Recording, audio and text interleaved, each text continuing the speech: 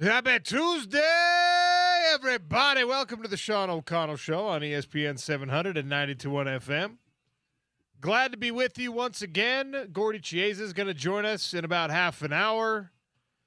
We'll do some red and blue brought to you by Murdoch Ford Santa Quinn with Jerem Jordan. And then we'll talk a little NFL upcoming draft, offseason storylines. Jeff Schwartz will swing by as he often does on a Tuesday afternoon. Utah spring football back in action today. Morgan Scalley and company get another practice in as, there's a lot of questions around this team that if it were a normal coaching situation, if it were another year of Kyle Whittingham, we probably would be more focused on like position battles and things like that. Because Morgan is just taking over this program, the big picture storylines are a lot easier to get lost in, or a lot easier to get focused on. Still, though, I'm really, really curious to know what the wide receiving core ends up being. We talked with Sammy Moore about it yesterday. We get about 30 minutes of practice observation time in at the end of practice today. My hope is it's not just like a bunch of punt team stuff, and we can actually see some good matchups and see who's emerging, who's ready to be playmakers. It happens every year around the country, every team around the country, where you get to spring football and you have, like, you're established, I know this is going to be okay. You have your, I think this is going to be okay. You have your, let's figure this one out. And for once, at the University of Utah, you're like, okay, quarterback, knock on wood, even in what we feel like is a less than ideal scenario, the quarterback situation should be all right. And that is the straw that stirs every drink in college football. So now what about the offensive line? Replacing 5 guys, all of whom I think are at least going to get their cup of coffee in the NFL. We're going to be focused on Spencer Fano and Caleb Lomu, but I think that everyone is going to at least get an opportunity to play some professional football. They're at least going to be invited to a camp, undrafted free agent type thing. I mean, I would be surprised. I guess Kump is he's a little bit past the age that a lot of times teams really want to take big risks, but a guy like that you're absolutely going to call and see if he wants to come in as an undrafted free agent at the very least. And then, of course, there's the UFL. There's the non-NFL football opportunities that are still out there, and most of those are not pathways that lead back to the NFL, but there are ways that you can kind of stay in and around the game. There's also the coaching stuff. So, look, I'm really, really excited to see what this team ends up being in 2026, but I'm not so excited that I'm going to let it delude me from focusing on what we do get to see and what maybe we don't get to see when it comes to the practices being put together. The spring ball is always important. I know that there's a lot of folks who want to de-emphasize the spring football scrimmage and stuff, and that makes sense. But with this new transfer portal window, this new singular transfer portal window, spring football is once again massively, massively important. In the last couple of years, it was actually just kind of like a weird stopover. Like, hey, it's good to get these practices in, but you're not going to know a lot about your roster because there's another window opening and guys are going to leave. And, of course, that happened to Utah last offseason. That happened to a lot of teams that you watch around the country last offseason. This year, you're back to a single transfer portal window. The roster is what the roster is going to be for the 2026 football season, with, I guess, probably a few exceptions. I'm curious. Can't wait to see it. And I know that everyone's talked about the kind of breath of fresh air of the Morgan Scalley takeover. I haven't, full disclosure, I have not actually, I didn't get to go down to the bowl game practices. I didn't get to go down to the bowl game itself, right, when Morgan was the head coach for that game. I've been out of town, so I've not been to the Chalk Talk, and I haven't been to the first open practice. So this will be the first one. I think because I know Morgan and because I know how Morgan has coached for the last 20 years, I think I know what it's going to look like. The picture I have in my mind's eye, I want to know when I go up there today and I get to watch the last half hour or whatever, I want to know if my expectation meets the reality.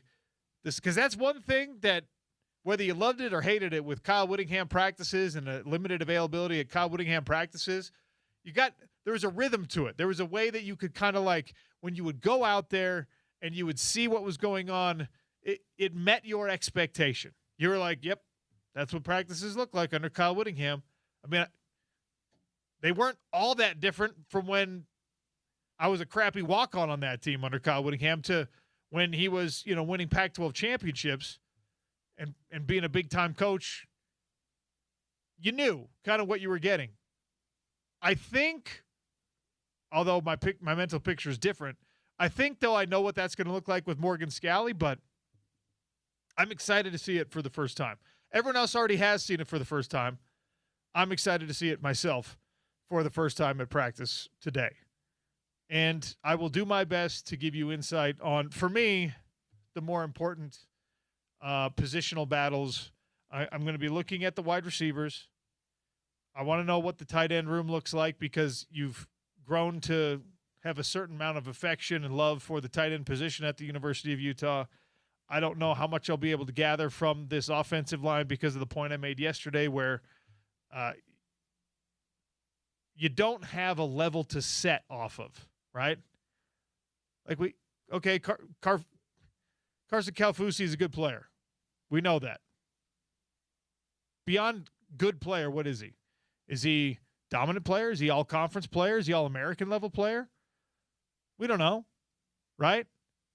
So when he's either stonewalling offensive linemen or they're stonewalling him, are we watching that and saying, wow, this offensive line is awesome, they're not going to skip a beat?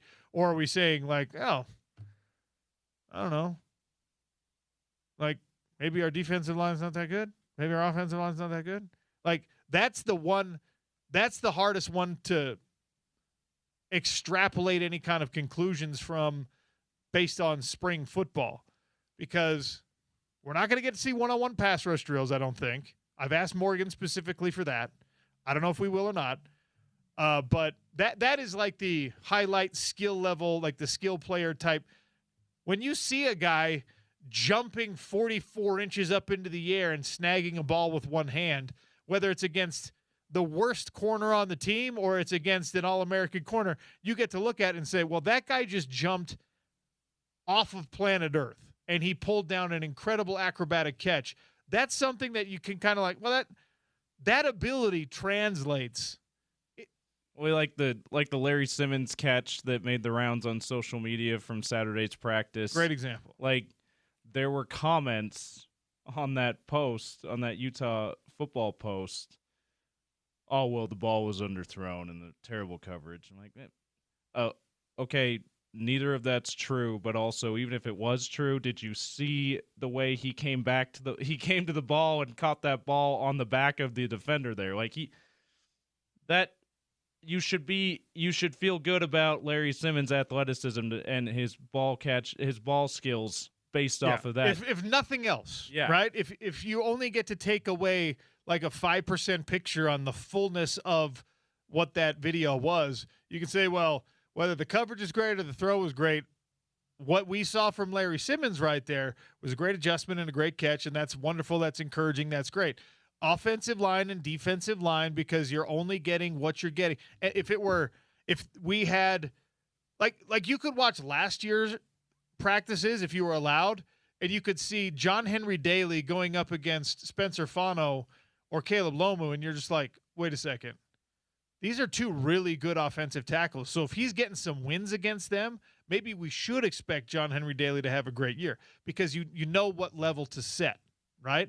There's too much uncertainty on the interior offensive and defensive lines right now, on the lines of scrimmage right now, but I'm still going to do my best to try to get you what I think is a good eyeball test or not. And you can take that with the tiniest grain of salt, or you can tell me it's gospel, and then we'll just yell about it in the fall. Please, let's yell about it. Let's make a date to yell about things. No, maybe you can do a "Do you know who I am" to Morgan Scalley, and maybe he'll just do, hey, practice is over, guys, except offensive and defensive line, you're going to do one-on-one pass rush drills for just this one person. That would be great. Morgan, if we could make that happen. Maybe you could do The problem is Morgan would be like, yeah, dude, I know exactly who you are, which is why We're going to give everyone else 30 minutes of viewing practice. You're going to get 10. You're gonna like, get, oh, dang it. You're gonna get 10. It backfired.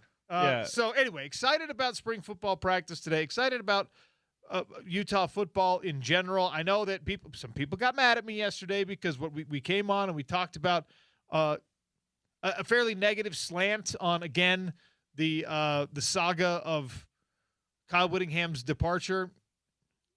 It's done. It's over. I don't need to say anything about it again until we see Michigan football play and we see Utah football play. I really I had to put a bow on that. I had to tell you what I thought about the emails that were released and about the money, the dead money on the salary cap, so to speak, for this Utah athletic department. That's done. That's water under the bridge now. We're onward. We're upward. We're focusing on Utah football moving forward and on the local sporting landscape. And there was a massive story that broke basically as I'm driving out of the parking lot yesterday is when it became at least semi-official. We speculated on it. We talked about it with Sean Mooney yesterday. Utah State head coach Jared Calhoun is out. He is going to his alma mater. He's going to take over the basketball program at Cincinnati. And once again, Utah State, condolences, apologies. Aggie fans, if there's any silver lining here, they know how to manage this better, far better than BYU or Utah does. They have grown accustomed to this. This is the fifth coach since 2020, if I'm not mistaken. So they had Craig. It started with Craig Smith leaving for Utah. So Craig Smith, then Ryan Odom, then Danny Sprinkle, then Jared Calhoun. So this will be number 5. Unless OC. Look, it makes sense that you at least call Craig Smith. Right? I mean, I think he still lives here. He's here. Yeah. He was, as far as I know, he's living on his buyout money and hanging out and going to his kids' basketball practices and games and he loves it here in Utah. I mean, and by the way, I say that in the opposite of a disparaging way. If you have a situation in life where somebody pays you not to work, by all means, don't work. All right? Don't be, especially if you've been grinding and you've been coaching and you've been spending 80 hours in an office for decades, right? And then you got a little bit of scratch because they had to pay you a buyout. And it's like, oh, you know what? I'm going to spend some time with my family and I'm going to spend some time doing the things that I maybe missed out on doing. Absolutely. And then who knows, maybe an opportunity opens up again in a place like Logan that you have a certain amount of affection for. I'm at least making that phone call.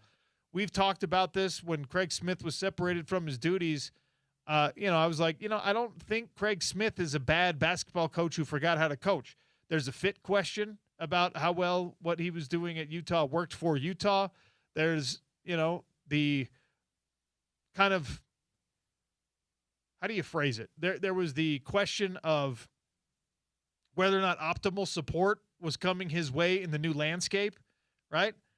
At Utah State, my anticipation is they would have welcomed him back with open arms because he had a lot of success for the Aggies. That's why he ended up at Utah instead of in Logan. It's a natural progression, right? It's a step up the ladder.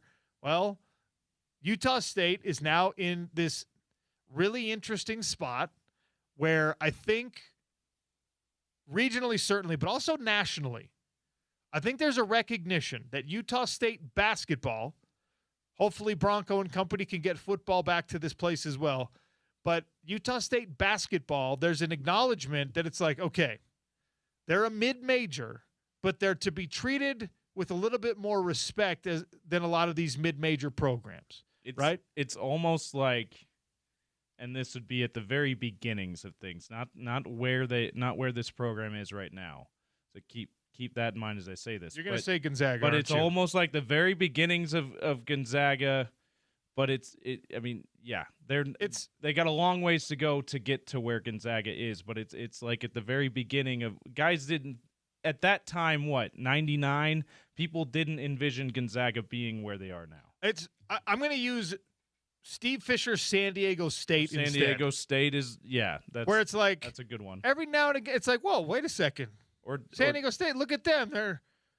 I mean, conference they championship. made a Final Four a couple years ago. A conference championship type team. And look at this. They got like some outlier NBA type dudes on that team with a lot more regularity than your average mid-major team. And of course, for San Diego State, that was mostly pre-transfer, pre-NIL. And Utah State, same thing. But they've created a really unique atmosphere and bubble up there that is transfer proof to a certain extent in a way that other schools are not. It is coaching carousel proof in a way that other places are not. And I mean, the carousel's still there. They just keep winning. Well, the carousel is there, but the flux of the changes don't affect – it doesn't create this roller coaster thing. And I heard people talking about it. I heard Spence talking about it yesterday. They didn't talk about it on Dan Patrick. Who was I listening to? A national program. It'll come to me. And, they got their little mention about, hey, Utah State, because they battled out hard against Arizona. And the proposal as to how and why, I think, was an interesting one where it was suggested that at the top at Utah State, we're talking about university president level, we're talking about beyond university president level, sort of the community of boosters, right? So the Utah State version of the Eccles and the Utah State version of the Garfs and the Garners, that there's a love for basketball and there's an understanding and a self-awareness of where Utah State basketball is and belongs. And so they find the right kind of people to fit into that. And Craig Smith was that, and Jared Calhoun was that, and Coach Sprinkle was that. And they're on like a nice little run that doesn't come with any trophies necessarily at the NCAA tournament level, but at the conference level this year, I mean, they're winning the Mountain West, the tournament, either regular season or the tournament. I will never, ever, ever disparage a conference championship, because to do so is disingenuous, and it's also hypocritical, especially when even at the national media level now, we lament the abandonment of regional college sports, and we talk about, I can't believe these teams are traveling across the country and they're doing all this stuff. If you have that feeling, and 99% of people do, like, can we regionalize this a little bit more again? Well, conferences were the thing that made sports regional, right? And the Mountain West Conference is still a regional conference. And to tell people, like, it doesn't, the only carrot that you should be chasing or that's being dangled in front of you that's worth anything is NCAA tournament success. I'm never going to be that guy. I refuse to be that guy with college football playoff inclusion, especially now that we're in an expanded format. Your conference championship as an athlete, as a coach, as a program, as a university, your conference championship should be your first goal. And once you start making that a possibility or a realistic goal every year, now you can start to aspire to greater things. But your conference championship is a great accomplishment, and Utah State is still doing that, right?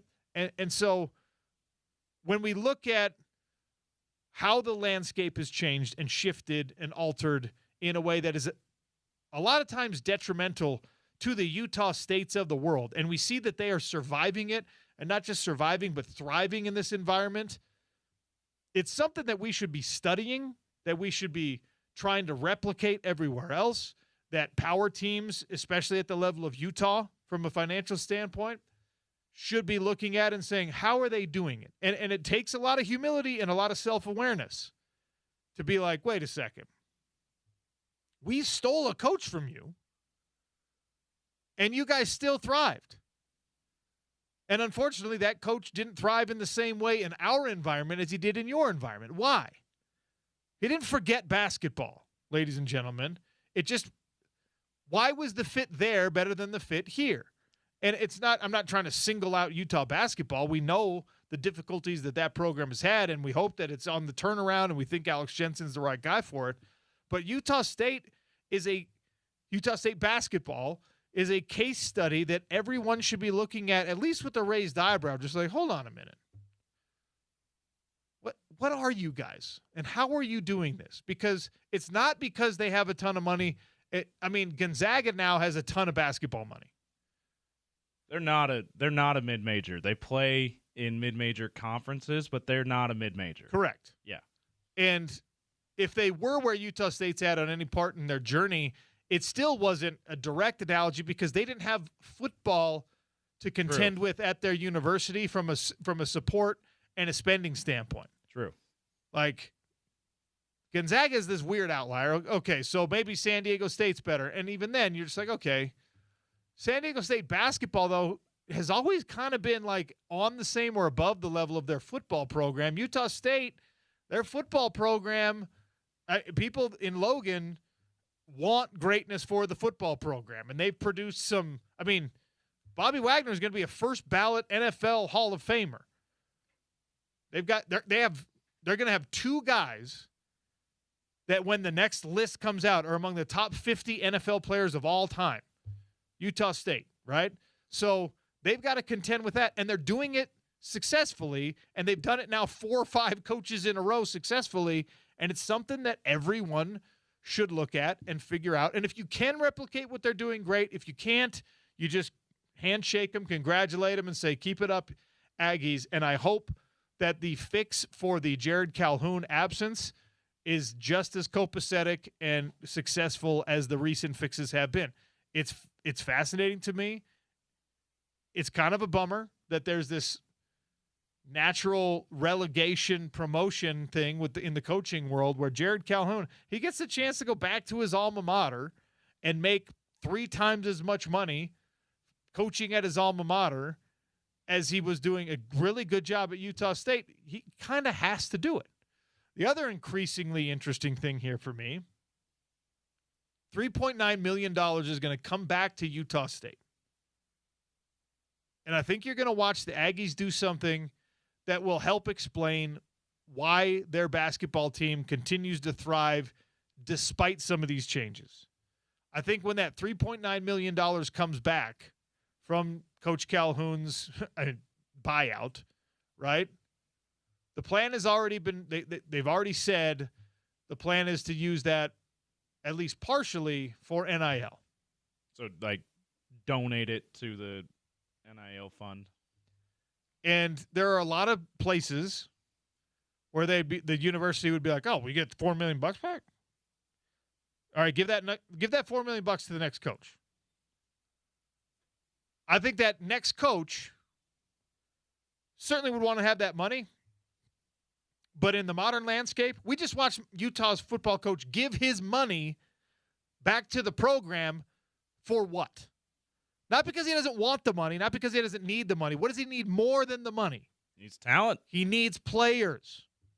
You need talent, right? If you ask every coach in college basketball and college football and college curling, do they have that? In gymnastics, most of them right now, you're like, okay, coach, here's my Qualtrics survey of the things that are most important for you to have in your life right now. Number 1, safety and security for your family, obviously. Guess what? Every Division I coach has that. Even if you're at a mid-major, you're making really good money in the human world. Things are being taken care of, and often there's some kind of housing benefit. You get a free car, that kind of stuff. So they're being taken care of. Like if you're making, I mean, Mickey Mental at Weber State was making a couple $100,000 to be the Weber State coach. Is it a glamorous, sexy number compared to $10 million for some other football coaches? No, but a couple $100,000 in Ogden, Utah is a healthy living. You can get yourself a nice place to live and have a nice living there. Your family's taken care of, all right? So safety and security and all that stuff, you got insurance. You're like, okay, on the Maslow's hierarchy of needs, the basic survival stuff, if you're in the coaching world, taken care of, okay? Now what do you want? Well, I want money, yeah, but we've already checked the money box. Okay, coach, what do you need then?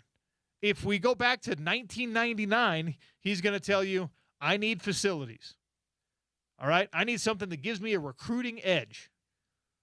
Now the only thing that matters is NIL money to these players.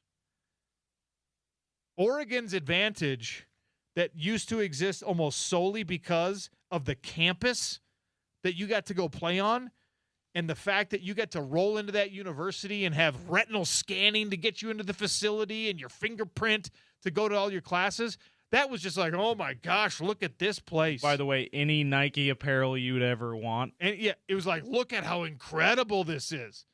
I love this. Look at this glamorous lifestyle. They still get to continue that because Phil Knight's alive and well, and he's, even when he's gone, he's going to make sure that continues. But if all they had was that, if Phil Knight had this weird like bugaboo about NIL and was just like, no, I'm going to keep giving tens and hundreds of millions of dollars so you have the best buildings in the business, but I don't want a single dime of my fortune to go to these young athletes because I'm old school, Oregon would be nothing. Like nobody's going to play for Oregon instead of USC if one's paying and the other one's not. Well, I want a nicer dorm room. You got that at Oregon.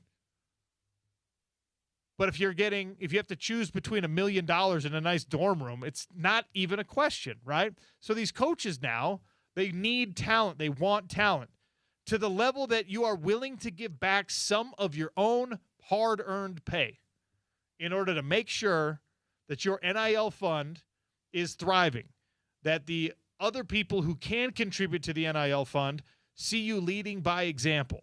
Utah State getting buyout money back very easily could allocate that wherever they wanted across the athletic department.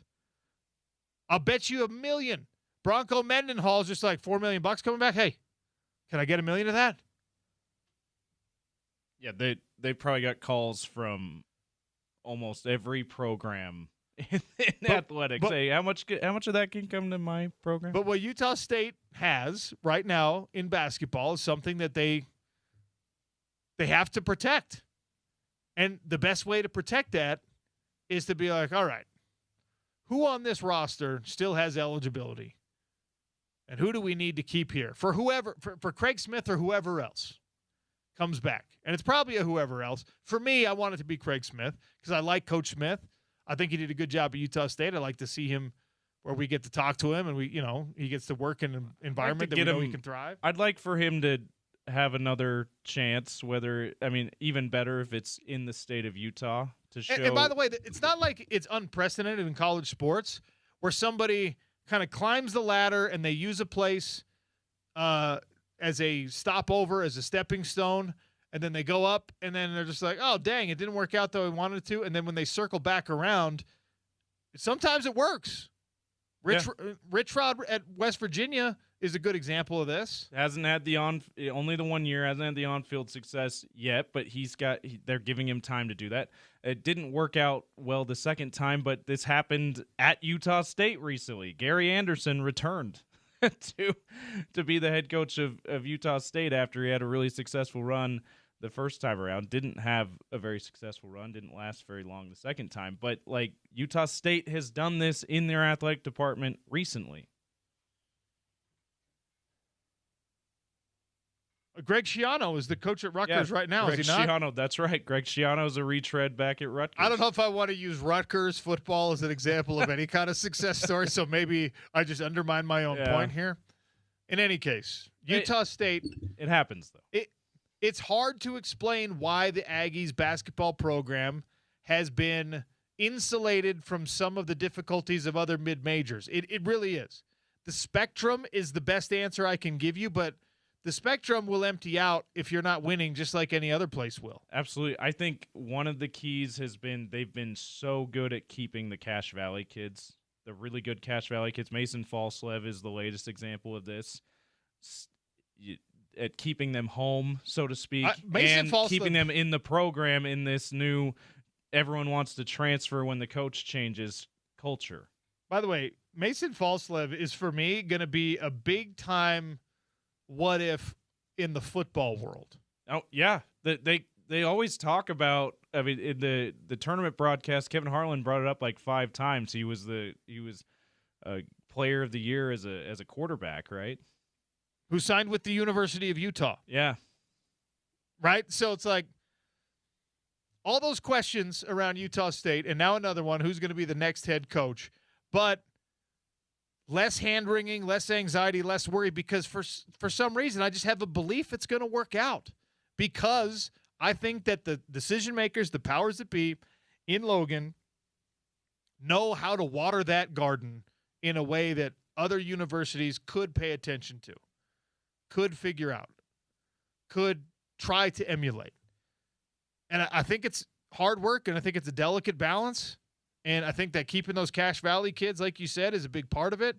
But even that requires a certain level of nuanced recruiting and effort, especially, I promise you, Mason Falls have had offers to go elsewhere, right?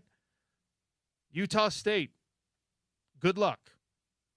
Genuinely, I want to see the Aggies basketball program figure this out, and for that success to slowly crawl onto the football side of things. We got to take a break. The show today and every single day is brought to you by our friends at Big Willie's, 1717 South Main. The perfect place to watch your Jazz games, the perfect place to watch your Mammoth games, the perfect place to watch any NBA and any NHL that you're looking for. We're going to be out there at Big Willie's this week ahead of the Sweet 16 round in March Madness. So hopefully you'll swing by to see us. 1717 South Main for incredible food, incredible drink specials every day. Even if you just want to go have a water and shoot some pool, best pool hall in Utah. Tell them OC sent you. Gordy Chiesa next. We're just getting rolling on a Tuesday. It's ESPN 700 and 92.1 FM.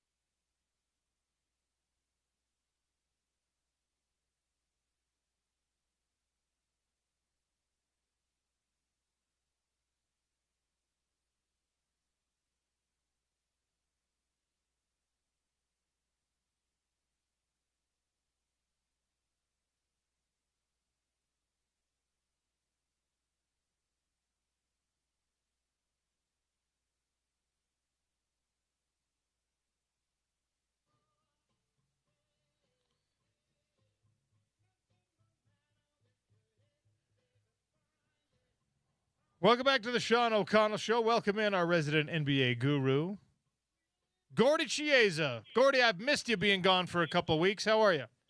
I am doing fine, and welcome back to stateside.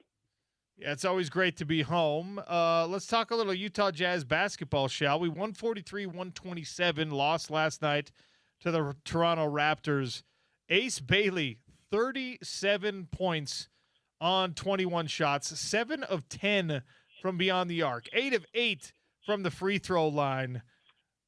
Ace Bailey with a beautiful game here, Gordy. What did you like best about it?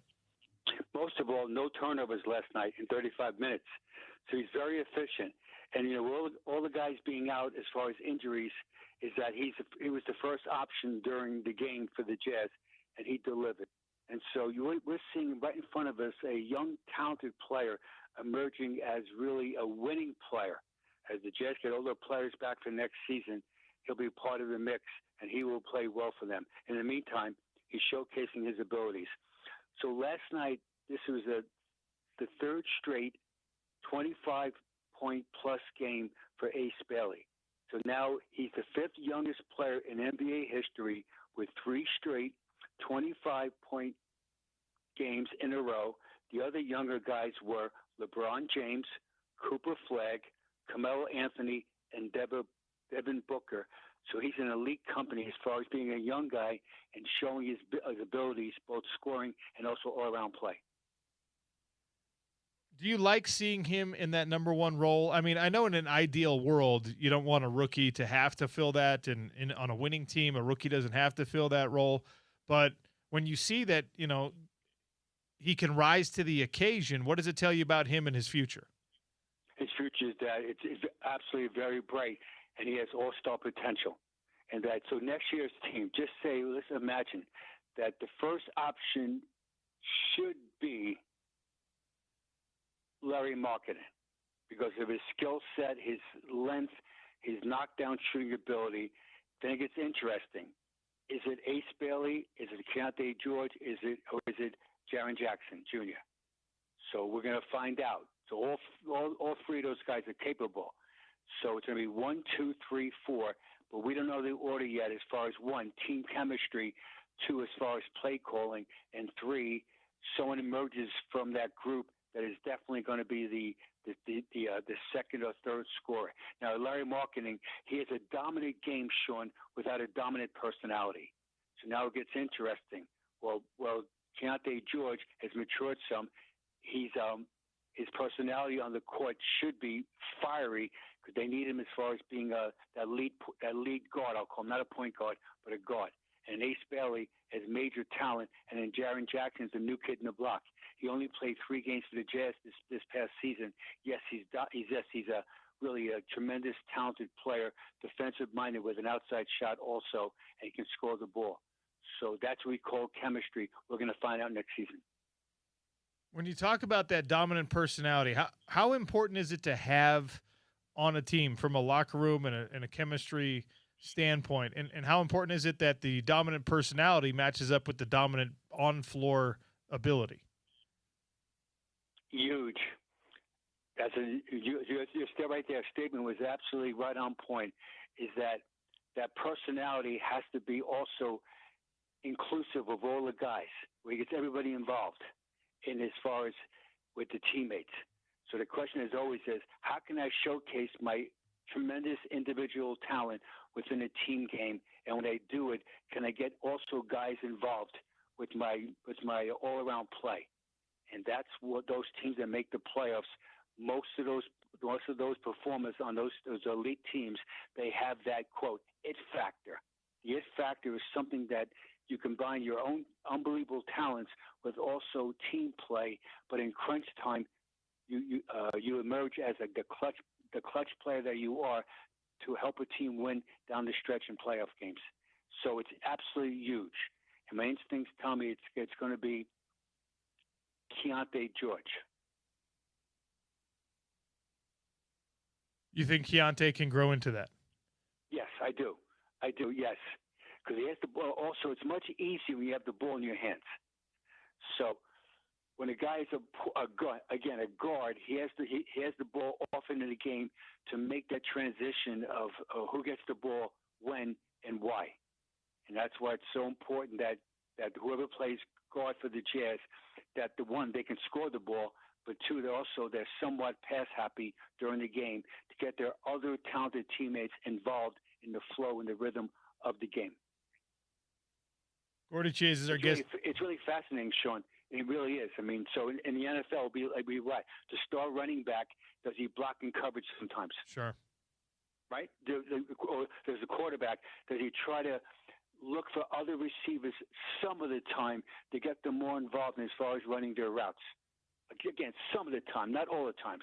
As always, when you're an NFL quarterback, you have your go-to guy, trusted guy, you go to almost all the time. But in the meantime, when it's not the flow of the game, get other guys involved.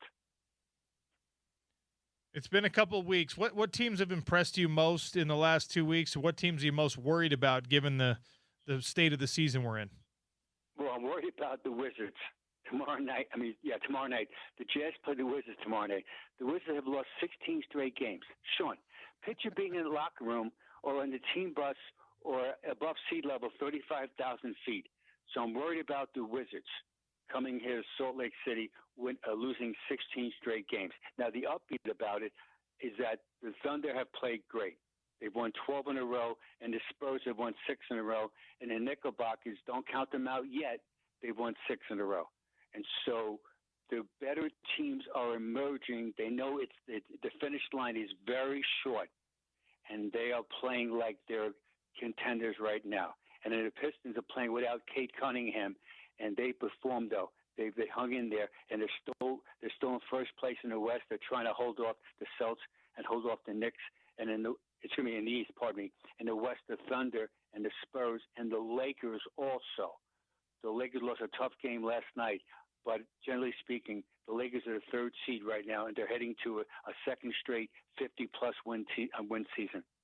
With LeBron being definitely now, the way it's played out, LeBron is now the third option. I never thought I'd say that in my life, so LeBron be the third option, but right now he is behind Luka and behind Austin Reeves. Did you ever think Austin Reeves was going to be this guy in the NBA?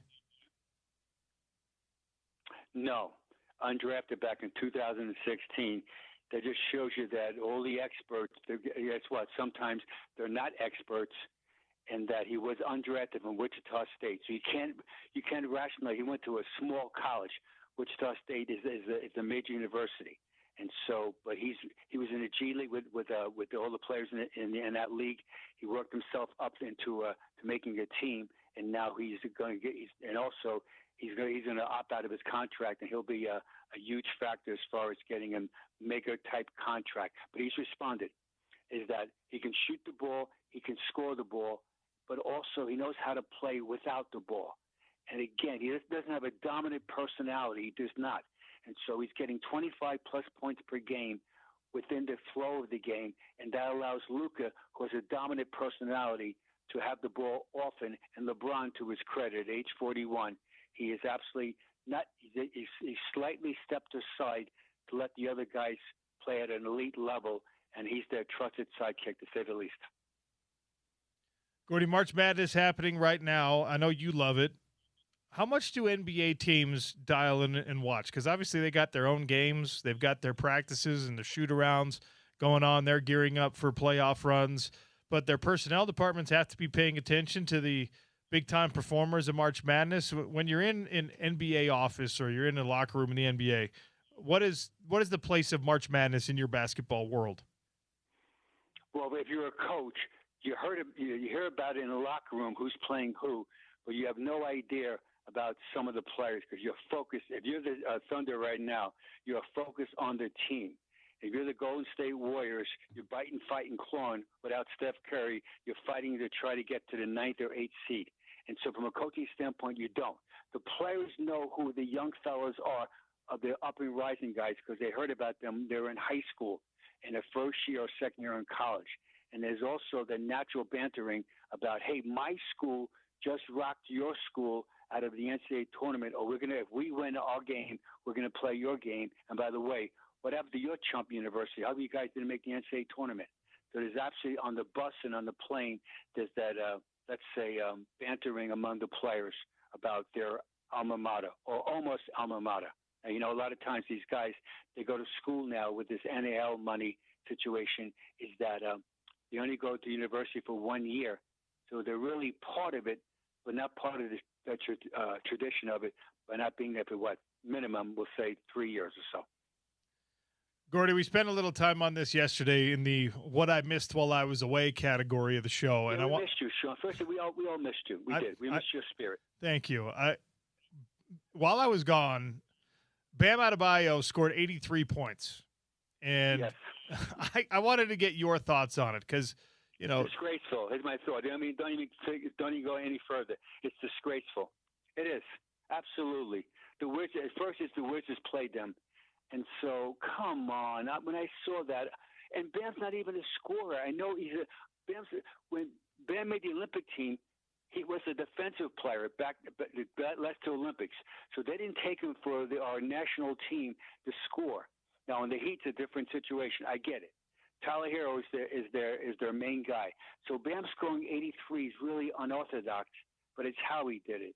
And I was shocked they kept him in the game, Sean. I really was, because I like the Heat. I like Eric Spoelstra. I like Pat Riley. I respect those guys. They play to win, but I would have took him out. Getting that many at the stripe, does it take away from the mark? Yeah. Oh, yeah. Absolutely. Yes. Yeah. Absolutely. Yes. Yeah, we know that, and you know that, and the fans who know basketball know that. And so in the history books, it won't say that, though. It'll just say that the foul shots. People are going to say 25 years from now, he must have got fouled a lot going to the basket. No, they fouled him all the time, just to try to put him on the line. And they did it. They made it a farce of the game. Remember, when Wilt scored 100 points in the game, Wilt shot 28 for 32. And it was very similar also that they were fouling him on purpose. But Wilt couldn't make foul shots. Bam can make foul shots, so that was even more dramatic. It was really, I was saddened by the whole thing, even though I'm glad for him personally. From an NBA purist, somewhat, I was against what they did to Heat. Gordy, you and I are both big Victor Wembanyama fans, and he has talked about his desire to be the MVP, to be considered the MVP, thinks he's playing at the MVP level. Just his competitiveness, I think, is going to carry this Spurs team a very long way, and we know the rules about participation and missing games and things like that. But Victor Wembanyama as an MVP from just a pure contribution standpoint, is he the best player in the league? Not yet, no. I know it's blasphemy saying that. I get it. And for listeners right now, Sean's alluding to, you have to play 65 games to be eligible to be an MVP candidate or all the other awards or making all NBA. No, he qualifies for that. He's under that. He's over that as far as games played. I have him third right now. So, again, here's my list. Therese Maxey from the Sixers, 8th. Anthony Edwards of the Timberwolves, 7th. Jaylen Brown of the Celtics, 6th. Luka Doncic of the Lakers, 5.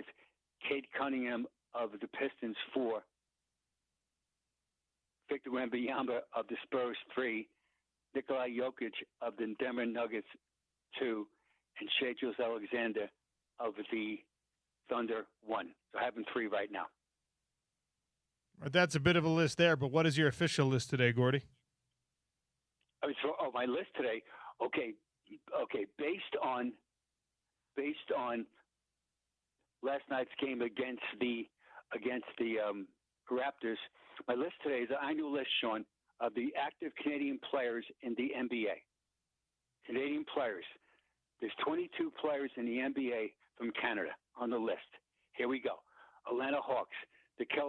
Alexander Walker, Caleb Houston. From the Chicago, Leonard Millard. From Dallas, Ryan Nembhard and Dwight Powell. From the Denver Nuggets, Jamal Murray. From Indiana Pacers, Andrew Nembhard. From the LA Clippers, Benedict Mathurin. From the Memphis Grizzlies, Brandon Clark, Zach Edey, and Omax Prosper. From the Miami Heat, Andrew Wiggins. from the OKC Thunder, just mentioned ago, Shea Gilgeous-Alexander, and Lou Dort, who's also undrafted, Sean, so that's the reference point with him and Austin Reeves. From the Phoenix Suns, Dylan Brooks. From the Portland Trailblazers, Shaedon Sharpe. From the San Antonio Spurs, Emmanuel Miller, and former Jazz man, one of our favorites, Kelly Olynyk. From the Toronto Raptors, who played last night, who rocked the Jazz, unfortunately, R.J. Barrett and A.J. Lawson. And the last team, the Jazz play tomorrow night, from the Washington Wizards, Keyshawn George and Will Riley. So thus, that's my list today of the 22 players. Just quickly, the greatest Canadian player of all time was Steve Nash. He was two-time NBA MVP back in 2005 and 2006. He's a Hall of Fame inductee. And the last point about this is this. Yes, Sean, the inventor of basketball was not an American. It was a Canadian, James Naismith. He invented the game of basketball back in 1891. Yes, Sean, I was not born yet, in case you're wondering. At Springfield, Massachusetts, at the YMCA. I love that, with the original 13 playing rules. And the rules are still the same. It's the most amazing thing.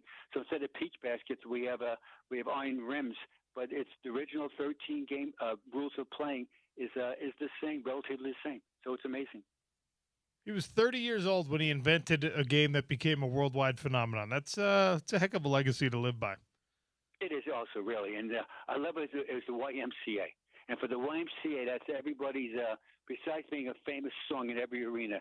You know, Sean, I've seen you rock, Sean, doing the YMCA at sporting events. I've seen you do that. Yeah, I've been guilty of that in the past. Gordy, always great to talk to you. Thanks, man. Thanks, Sean. Stay well. Peace out. Gordy Chiesa, our resident NBA guru. The Hot Lunch is coming next, brought to you by our friends over at Big Willie's. ESPN 700, 92.1 FM.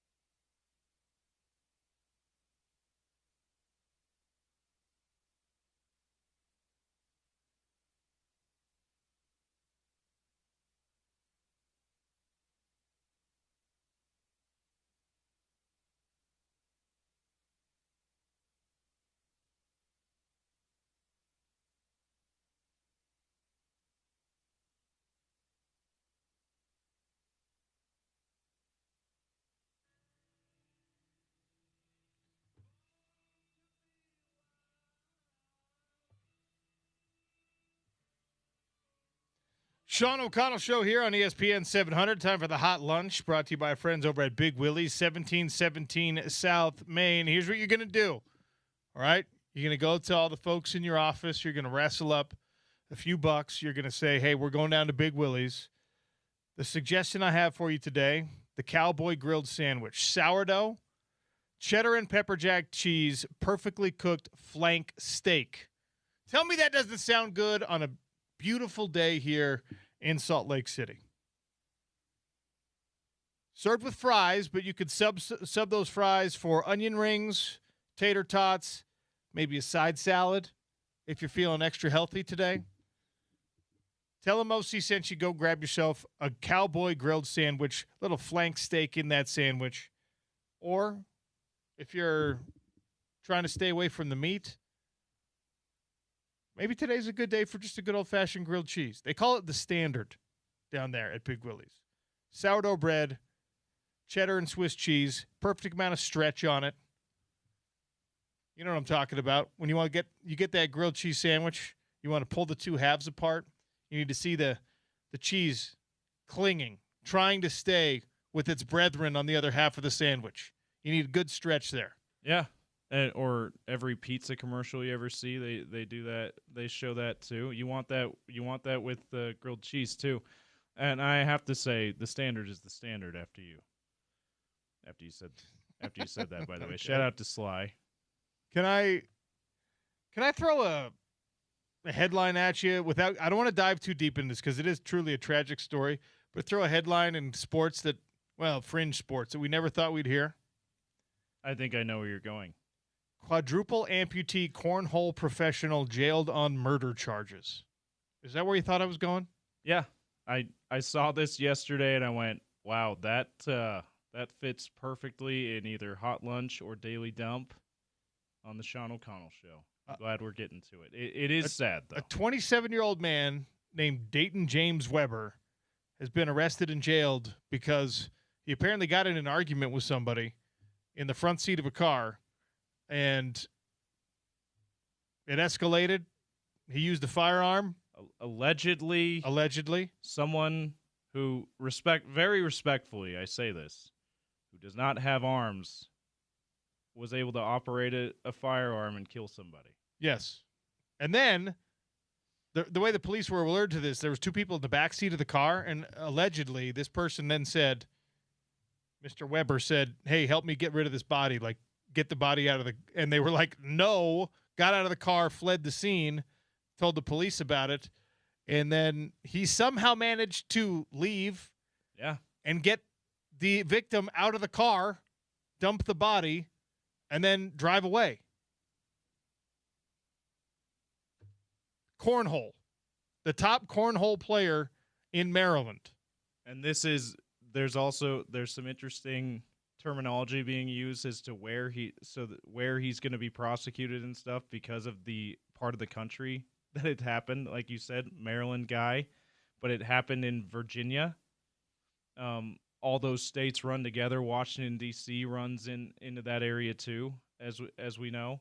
So they're using the term extradition for this to try to get for the I think it's Charles County in Maryland. The sheriff is trying to secure him to be able to be prosecuted in Maryland instead of Virginia where it happened. So that's why I don't think that murder charges have been technically filed yet, because they want to wait till he gets to Maryland to file those charges. But that is what's expected to happen after the extradition. Yes. Of this 27-year-old quadruple amputee cornhole star, allegedly murdering someone in Virginia. It is a wild story, and I think what comes first, everyone's like, "Oh shoot, this is a terrible story." But then the next thing that comes to everyone's mind is, how was this guy able to shoot somebody? And that's going to be – and there's videos of him there's videos of him online operating a firearm, going out and for sport, going out and shooting guns like a lot of people like to do, a lot of gun owners like to do responsibly.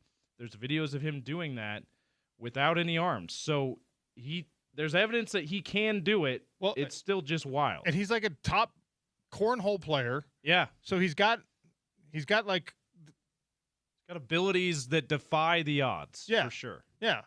I mean, they did like an ESPN special about him overcoming the odds of being a quadruple amputee and still competing at a high level in whatever, he ended up choosing to do. It's wild. And now murder, allegedly. Scary. Wild. There's going to be another television show about this at some point. Absolutely. I mean, true crime. I mean, Netflix, Hulu, whatever. They're already probably, there's directors writing scripts as we speak, I'm sure. In a much more, I think, pleasant, kind of funny, actually, way, have you seen the photos of the photographer that got stuck at the bottom of the St. John's dog pile? I missed that. Oh, my gosh. You got to go find them. They're on Twitter. There was a cameraman who literally, like, a bunch of photos are out there, and it's St. John's player all piling on top of each other because, of course, they won a game at the buzzer, right? Only 2 points of the game scored by their point guard happened to be the game winner by Dylan Darling. And there's a reporter just like his head peeking out of the bottom of the pile while a bunch of players celebrate on top of him. I want the photos from his camera. I want to know if he got anything good from the bottom of a dog pile. Anyway, that's your hot lunch. Go to Big Willie's. Tell him OC sent you. Jerem Jordan's going to join us next. A little red and blue. We'll check in on things with BYU. Jerem Jordan next. It's ESPN 700 and 92.1 FM.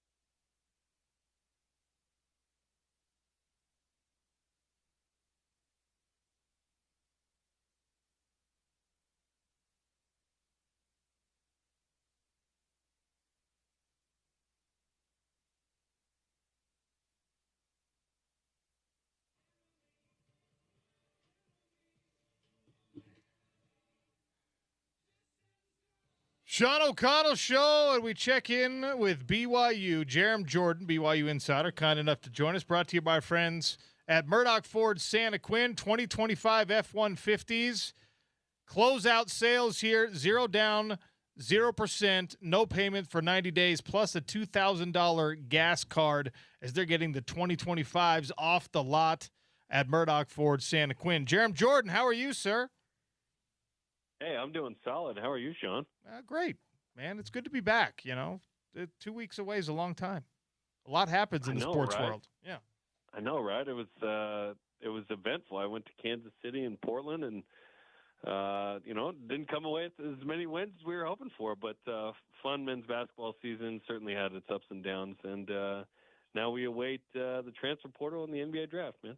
Okay, let's talk about that BYU basketball season. It started the year with a ton of optimism, a ton of hype. One of the biggest stories in the entire country is A.J. DeBonsa being there for this particular season. And I know it didn't translate to the NCAA tournament run that a lot of people in Provo wanted it to, but A.J. ended up being a great representative of the school, at least from what I was able to see.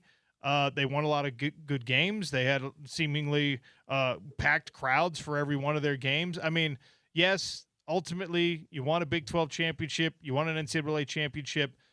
You didn't get there, but how should BYU and its fans be looking at this season relative to expectations when it all started? And, of course, being realistic about what the injuries do to any good team. Yeah, the injuries derailed this thing because the preseason, external analysts, not us, external analysts were saying this is a Final Four squad. And so to bow out in the first round, frankly, like straight up, just raw, unmitigated grade, like a D, most disappointing season in BYU basketball history from that standpoint. But then when you dive in and you go, okay, well, what happened? Preseason injuries to Nate Pickens and Brody Kozlowski. These are two role players that would have come off the bench. That hindered BYU right away. Then Dawson Baker tears his ACL about a month into the season. That's your primary bench scorer. Now you have no bench. It's one of your seniors, one of your culture core guys. Then when Richie Saunders goes down, for the final 7 or 8 games of the season, that really affects you because he's one of the top 20 players BYU's ever had. So it was just too much to overcome. Should BYU have still beaten Texas? With that said, yes. Could they have hung with or beaten Gonzaga potentially? We'd like to think that maybe that would have been interesting, but we'll never know. And so it was a disappointing finish. But the injuries were way too big to overcome. That's the story of the year. Outside of A.J. DeBonsa was freaking awesome. Led the nation in scoring. He's going to be the number 1 pick. He's a first-team All-American. Somehow he's not the Big 12 Player of the Year. I know they didn't win enough games, ... But he was fun to watch, man. He was worth every penny.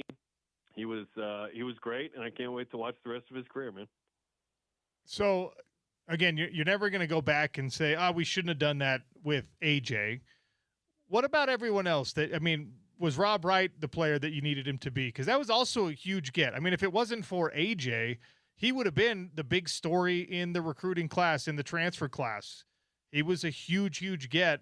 And there's other guys that obviously were added to this team. And the fact that Richie Saunders decided to stay, that's as big of a deal in the modern era of college basketball as any transfer is. But starting with Wright, was that what BYU hoped it would be or needed it to be when he was healthy?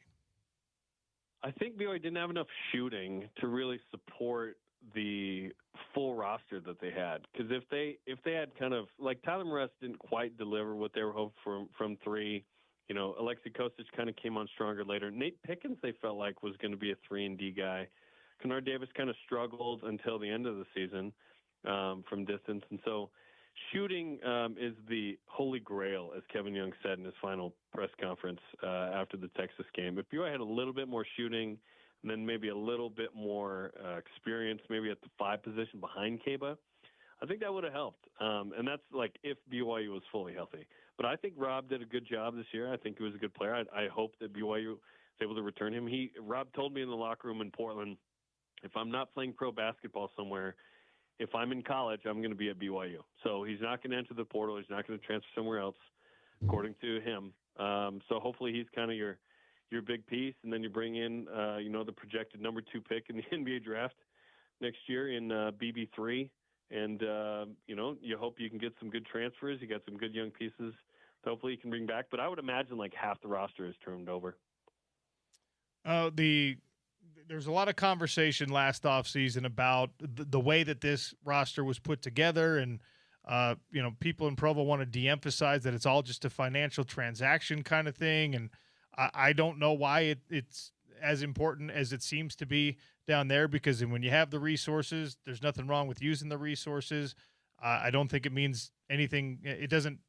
I don't think it says anything about BYU not being a special place if you're using money to get guys to come there. But when we talk about, fleshing out a roster and maybe hopefully having more depth than they had this year, is there going to be any change, you think, in recruiting philosophy or in the way that roster construction is done based on what happened this year? Because it's hard to look at the product and say, oh, we needed it to look a lot different than that if you take the injuries out of it. And obviously injuries are just something that's beyond anyone's control. But the results this year and the way that roster was constructed and maybe some of the holes that were left, do you think there's a philosophical change as they move forward? I think in terms of like a big that can score, I think BYU does need to add that. They didn't have that this year. You had that as with Foose last year off the bench, and that was nice. You need somebody that can just back to the basket, get a bucket when your shot's not going down, or good on the glass, can lay it back in kind of thing. Cable was that, and then he hurt his hand. He actually partially tore a tendon in his hand, so he couldn't grip the ball for like a month. So it was really difficult for him. We saw him fade a little bit because of that injury. And then Abdullah Ahmed wasn't quite what I think we were expecting from the G League. All these G League conversation guys, none of them had a massive impact. It's kind of hilarious. It's they're not in the G League anymore for a reason, I guess. But, he wasn't what they were hoping for. You need more shooting. You need, again, good wing defenders, wing scorers. You don't need anybody at point guard because you're bringing back Nate Pickens, Dawson Baker, and you hope Rob Wright III. You're super solid at that position. But you need some experience. You need some shooting. You need some physicality, obviously, in the Big 12. So I think Kevin Young's learned a lot. I think if that roster is complete and healthy all year, I think it's a very different conversation. And it's too bad because BYU had an all-timer in A.J. DeBonsa that if he graduates and he says that's his plan over the next several years, in NBA off seasons and whatnot, his jersey will be in the rafters in the Marriott Center forever. So as we look toward his future, and obviously there's plenty of people in Salt Lake City that hope that he's playing professional basketball in the state of Utah as well. But, you have to evaluate tournament performance. You have to evaluate overall performance when you're talking about handicapping an NBA draft. I think AJ is a little bit immune from some of that evaluation. I don't think his team exiting early hurts his draft prospects at all. But there are other guys who their teams are making deeper runs that might be in that conversation. There's other guys that I think maybe hurt themselves in this NCAA tournament that were maybe up there next to him. Based on it's March 24th, based on today, is A.J. DeBonsa definitively a top 3 draft pick? Oh, no question. I think he's been that the whole time. I think he's going to be the number 1 pick. And depends who, what team is number 1, what are their needs, or do they just take straight up best player? Because AJ's ceiling feels like it's really high, and he's a proven commodity, and he did it in, the one of, if not the best league in America, and he did it against good competition too. You look at some of his best games were against the good competition, and you watch him play. There's no question. Cam Boozer's really interesting because he's probably the best player in the country in terms of his team wins, and he's good. If AJ and BYU were in the Sweet 16 and had been kind of a top 10 team all year, AJ would probably be the national player of the year. Maybe it's Cam Boozer, but Duke's won a ton. They're fantastic. He's the 17-8 guy in the league, right now, if you plug him in. Darren Peterson's an interesting one, right? He played a little more the back half of the year and whatnot. Super skilled offensive player. To me, those feel like the consensus top 3, and probably AJ, Darren, and Cam in that order. Jerem Jordan is our guest here on the Sean O'Connell Show, brought to you by Murdoch Ford Santa Quin. Great specials going on right now on some of the 2025 trucks and cars as they're trying to get them off the lot down there in Santa Quin. All right, let's talk a little BYU football, if you don't mind. Everyone else is kind of gearing up towards spring ball.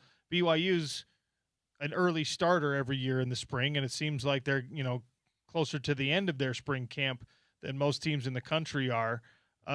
What have you seen? What have you heard about this BYU football spring camp that maybe BYU fans are going to like to hear and Utah fans might hate to hear? Yeah, it's kind of status quo, all quiet on the Western Front, plug and play with the transfers who have come in January. There's some freshmen who are doing well. Bat Mulatalo at a Lone Peak on the offensive line, Devon Ika out of Lehigh, as a running back, Legend Glasker out of Lehigh as well, trying to compete in that receiver room, obviously with some Chase Roberts and Parker Kingston gone. So there's opportunities there for targets. Bear Bachmeyer looking good. It's Kelly Papinga installing his version of the defense, and good response from these guys. Daniel Sorensen as an assistant safeties coach, I think, will make an impact with this staff as well, which is awesome, coming off a stellar NFL career. So, I'm excited to see it. It feels like, all quiet on the Western Front, chugging along, high expectations. No one's saying anything too crazy. No one's saying quest for perfection, which is great. Let's just get after it, stay healthy in the spring, and then hit the fall and see if BYU can't make a run again. I'm glad you mentioned Sorensen coming back to help with the safeties. That's something you and I haven't had a chance to talk about yet. I was remarkably impressed with him in his NFL career, and we know some of the same people, and you only hear great things about him. One thing that fascinates me about BYU is they're under Kalani. There's a ton of NFL guys, right, that BYU produced, and it's like alumni are welcome in the program, but he doesn't excessively lean on those connections in terms of like his actual hires. And other coaches over-index on that. I think sometimes to their own detriment. They're like, he's an NFL player, which means he'll be a great coach, and it doesn't always translate that way. But adding not only a guy that we know is excellent and as a football player, but is a through-and-through BYU guy with connections to Super Bowl level talent and Super Bowl level experience at the next level. What can it do for Coach K-Pop as he brings this defense under his own umbrella?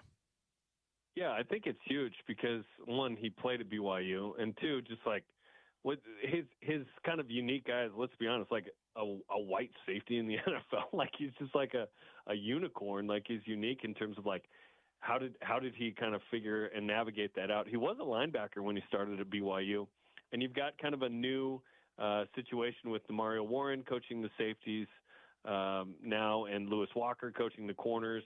So it's a bit different, but I think, that relatability and that let's get you to the NFL, that Provo kind of vibe that basketball started, continues with football and trying to produce guys. And then, because then you have like at the BYU NFL Combine over the weekend, Maury Bamba, someone timed him at a 4.1940.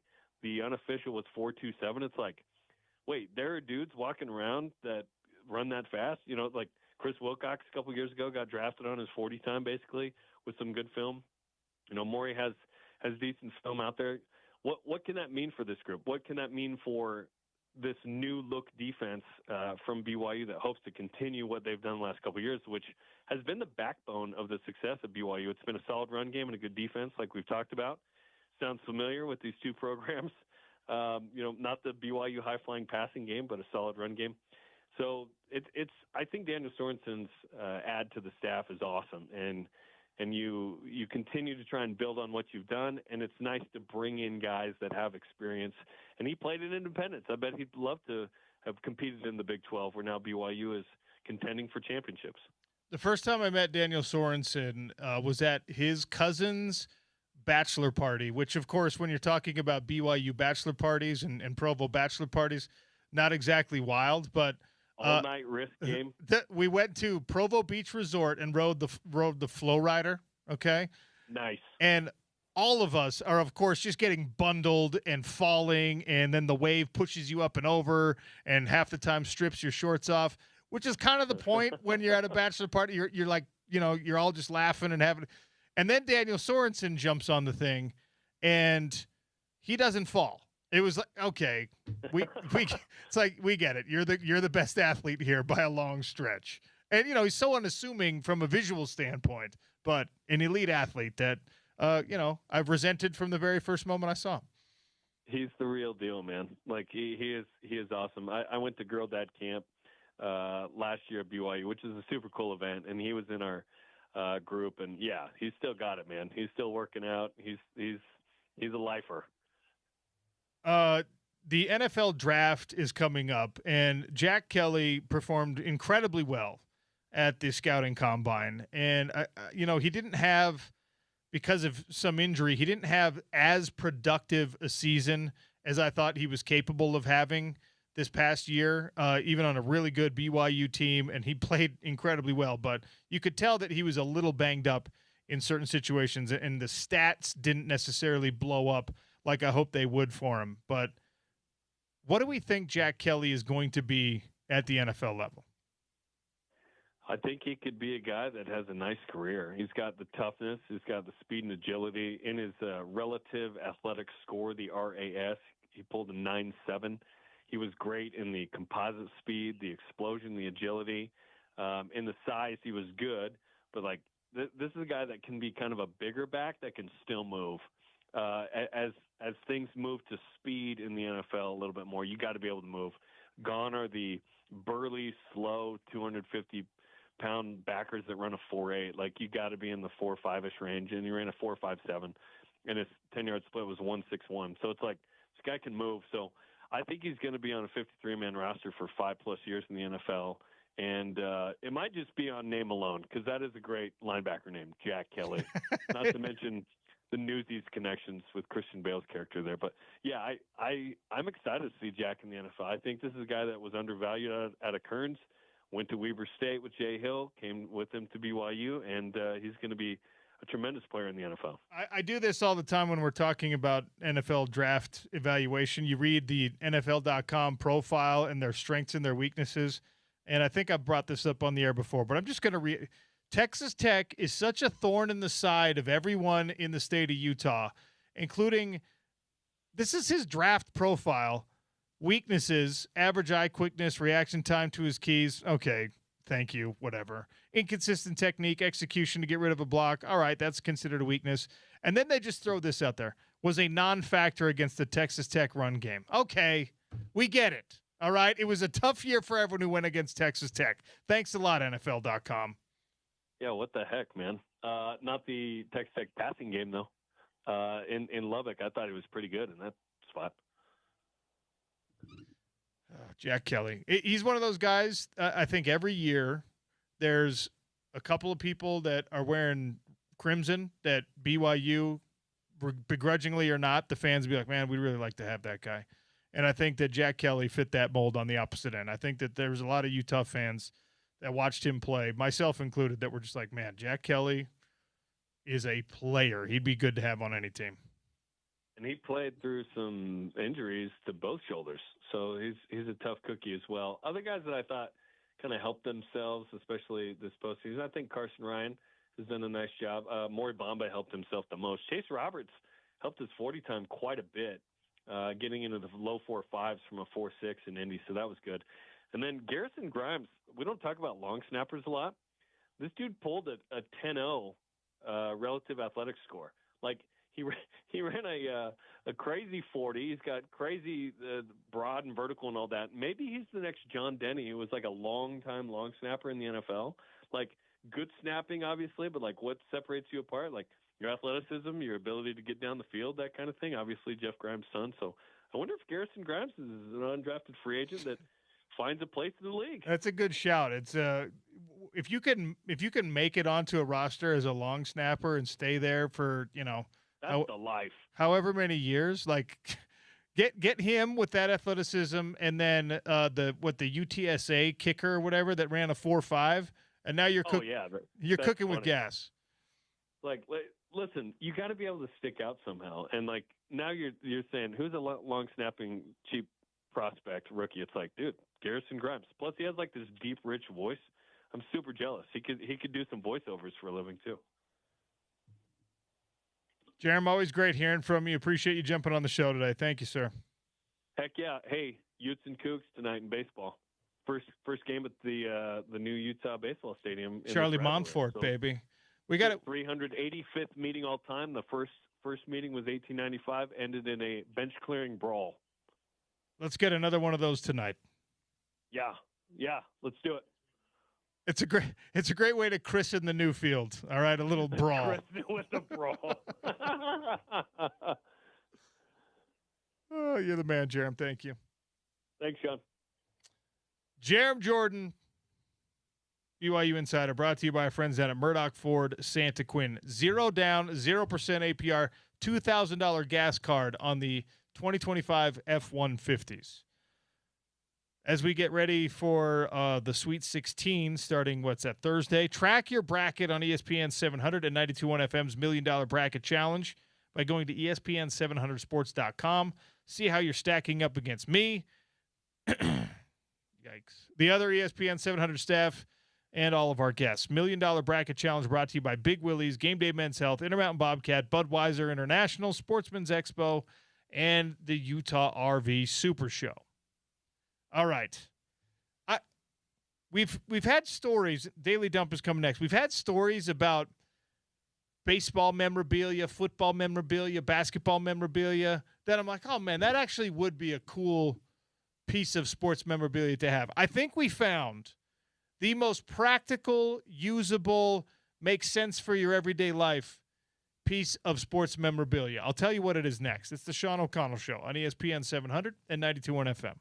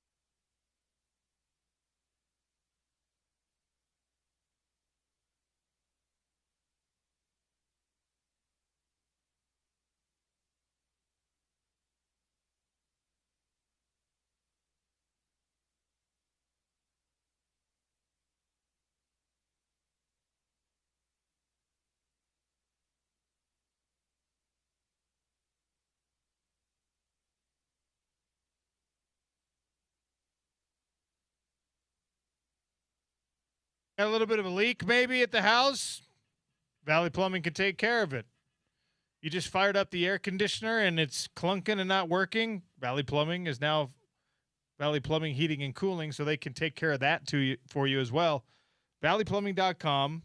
Make an appointment online on their chat feature. Easy, painless, simple, efficient. Tell them OC sent you. All right. World Baseball Classic. James, in, out, love it, hate it. I like it. I'm not. You're a baseball guy. That's why I'm asking you. I mean, I'm not diehard baseball. I'm more playoffs only guy. But World Baseball Classic, I was kind of out on it after the first two, and then I didn't pay much attention to it until this year again. But it was a fun one this year. I'm kind of lukewarm on it. I don't know that we need this, but the international fans, everybody outside of the United States, treats it like they're going for an Olympic gold medal, which makes it really fun. That's great. It's wonderful. You probably already heard a memorabilia headline about the World Baseball Classic. Shohei Ohtani had a $1.5 million jersey in this one. Japan's game against Chinese Taipei. He wore it, put it up for auction, $1.5 million for a Shohei Ohtani jersey. So that's what I'm talking about. And then if you watch the semifinals and the championship in Miami, all the Latin American teams, including Venezuela, who ended up winning, all of their fans, they treated it like bigger than a World Series, which makes, when there's a lot of juice around something, even if you don't personally buy into it, it took me a while to buy into it completely, you can't help but be caught up in it. So that's cool. what happened this year. Cool. We've really loved, the NBA All-Star format went with this international flavor this year and got a little juice because of that. We've talked a lot about the four nations. Let's make them the 52nd state. All right. It'll be Puerto Rico and then Canada. Make them even more upset about that. World Baseball Classic also gave us some viral moments, like Team Italy had the espresso machine in the dugout. You saw this? When they were beating Team USA in group play, or pool play, whatever they call it. The espresso machine from the dugout went up for auction. That is a practical piece. That is like a usable piece of sports memorabilia. You pay $1.5 million for a Shohei Ohtani jersey, you're not wearing it, okay? No, you got that framed somewhere. You put that in a climate-controlled room, and you frame it, and you don't let people even look at it most of the time. Don't take pictures of it. I don't want the flash from your camera disturbing. Turn off your Bluetooth if you're around it, please. Right? So is it cool to have? I'm sure. Yeah. $1.5 million, we can't afford that. Now, I'm not an espresso drinker. I'm not a coffee drinker. But if you are, and especially if you're an Italian, and especially if you're an Italian who happens to be a baseball fan, who also loves espresso, the low price of $16,510 could have got you the dugout Italian espresso machine. The celebratory espresso after all the home runs, right? Yes. That was the ritual during WBC. Yeah. Now, and I'll add, especially if you're Italian American, because that was not Team Italy, that was Team Italian American. There was three guys from Italy. Team on Jersey the team. Shore, basically. Yeah. And you know what? Never mind that this was a Lavazza brand espresso machine that retails for about $200. $16,000 still well spent if you can get this. Funny enough, every time you saw it, there was a piece of white tape over the name brand on the espresso machine. Wasn't a sponsor. Because they're not a sponsor of the World Baseball Classic, so they had to cover. You can take that off, or you can leave it on there. It's autographed by the team now. That's kind of a cool piece. The white tape is, or not? Kind of a cool piece, if I'm being honest. If they had made, you remember the old soft serve ice cream machine that the Utah Jazz had in the media room? Oh, I remember. I know people have talked about it. That predates you. That predates me covering the team, unfortunately. Okay, if you've been listening to sports talk radio in the state of Utah, you know about the legend of this machine. The Utah Jazz, by the way, are one of only two teams in the country that provide free media meals for the folks that are covering their games. Everywhere else, you got to buy a meal. I remember when I moved to San Francisco and started covering the Warriors, the very first time, Matt Steinmetz, who's been on the show, was my co-host. We go down into the bowels of Oracle Arena at the time, and he's just like, oh, yeah, it's like $11. I was like, oh, okay, well, that's fine. What's the meal? It was literally hot dogs. I was like, what? Oh, man. I'm just going to go up on the concourse and get some real, like, game food instead of being down in here. So the Utah Jazz as an organization, they've always taken very good care of the media, and they used to have this soft serve ice cream machine in the media room with the fixins, right? Yeah. It's like you're going to the Sizzler buffet. You got the Oreo cookie crumbles. You have the little chocolate sprinkles or the rainbow sprinkles.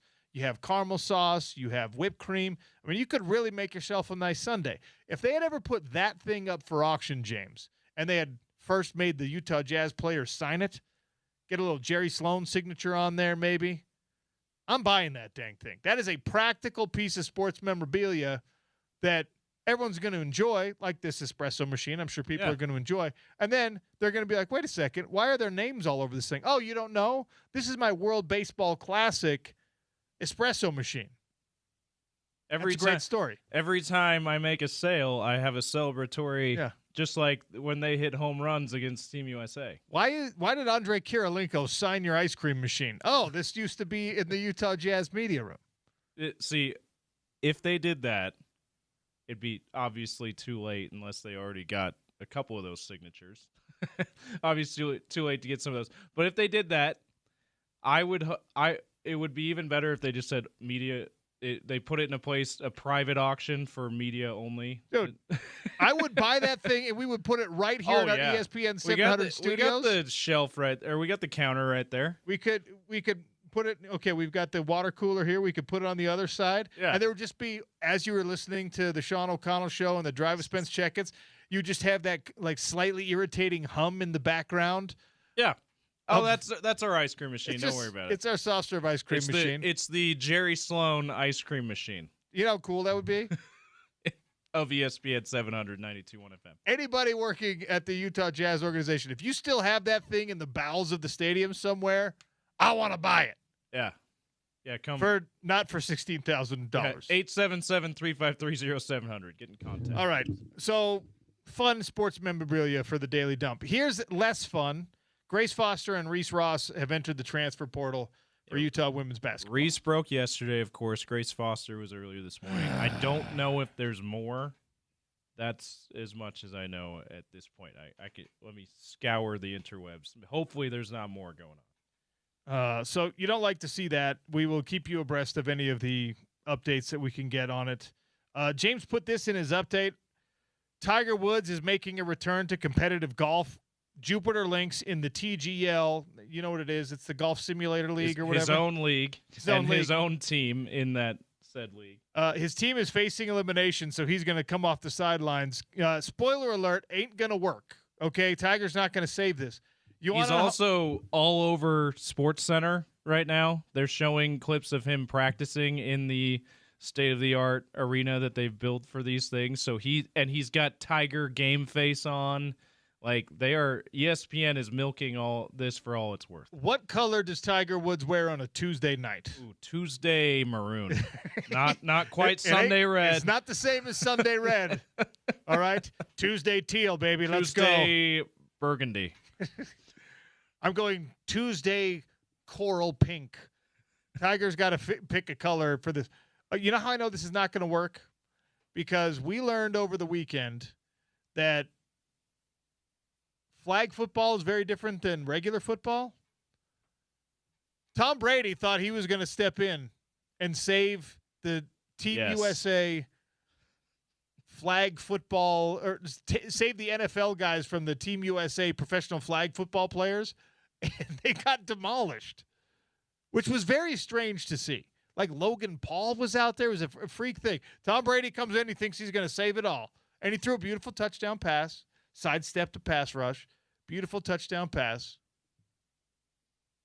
And He also pointed at his legs as he sidestepped the pass rush. Hey, that's a penalty right there. He's going at my knees. I just signature move for Tiger's not going to be able to save this the same way the NFL guys weren't able to save kind of pseudo football, right? Oh, I can't believe I didn't tell you about this yesterday. Yeah. You know who was playing in that flag football showcase against the Team USA professional flag football guys? Remember, there's this debate on whether or not when flag football is in the Olympics, NFL guys are going to be able to represent, or the current Team USA flag footballers, the specialists, are going to be able to do it. And that's part of why they competed against one another. DeAndre Hopkins played in this. He scored a touchdown, right? Guess who was on my return flight from Tanzania? Wait, D-Hop was? DeAndre Hopkins was in Tanzania on a safari the same time I was in Tanzania on a safari. That's amazing. My brother-in-law ran into him. We were at like this, like you're waiting to get on. We had to get out of the bush. You had to come out of the national park. And so there's like a hotel that you just stay at for the day. You're not sleeping at the hotel, but you're just like, you can go have lunch there. You can hang out by the pool, whatever, before you go to the airport, because the flight was at like 1 a.m, right? And my brother-in-law sends me a picture of him standing in the lobby with DeAndre Hopkins. I was like, what the heck? And then sure enough, DeAndre Hopkins, when we're having dinner, DeAndre Hopkins is there. And then we go to the airport. DeAndre Hopkins was on our flight from Tanzania back to Paris, and then I went from Paris to Madrid to call the PFL fights. He went from Paris to wherever they were playing flag football. So he booked the same trip, just a different group. I guess. That's amazing. I guess. I was like, that. And you know what was wild is in Tanzania, DeAndre Hopkins is not famous. Yeah. Nobody knew who he was except like the 7 of us on the flight that were big-time football fans. So did you go up and talk to him? I just gave him a hello, big fan. I didn't want to bother him. He's obviously on, like, if you're in Tanzania, you're on a real vacation. Trying to get away from people. You're on a real vacation. And he was on a bougie safari, apparently.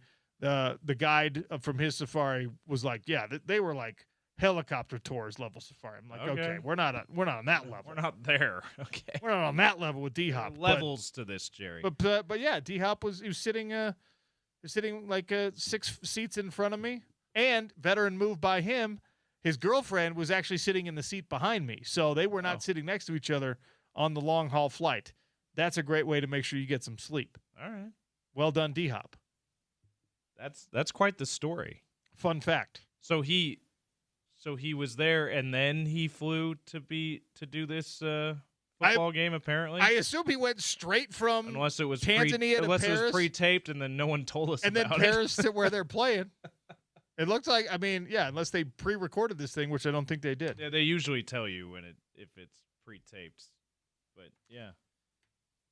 All right. We're going to take a quick one here. We'll finish the Daily Dump with that, brought to you by our friends over at Valley Plumbing, Heating, and Cooling. Field Yates has a new mock draft out, and his evaluation of Spencer Fano is a really interesting one, and we're going to also hear from Pat and Michelle from Big Willie's. They're coming in. They brought us some snacks. It's the Sean O'Connell Show on ESPN 700 and 92.1 FM.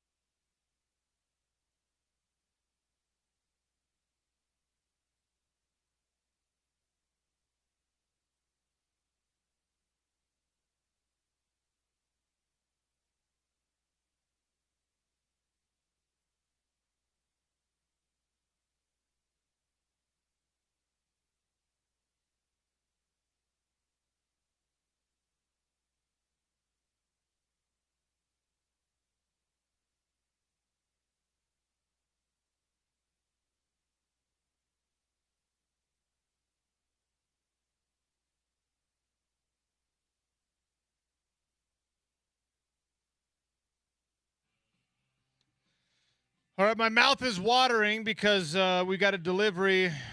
I'm going to say it, a late delivery on the hot lunch today. Pat from Big Willie's is here with us. Did you forget what time we do the hot lunch? This is the time I was told, so I apologize for making you wait till 1 o'clock. It's fine. I blame James because we blame everything on James, but I'm not mad at all because we have some of these tater kegs. Now, are these new on the menu? They're kind of a appetizer pop-up special. Every once in a while we throw them out there. They're like tater tots on steroids. That's exactly what they are.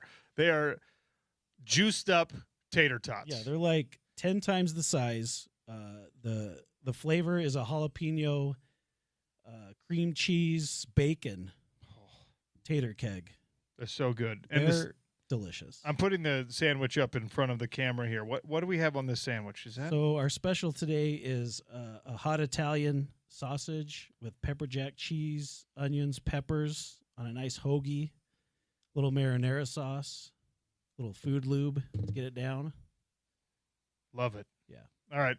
Okay, so Tuesday nights, what do we have going on at Big Willie's? Tuesday we have the bingo, jackpots up to 2,000. Nice.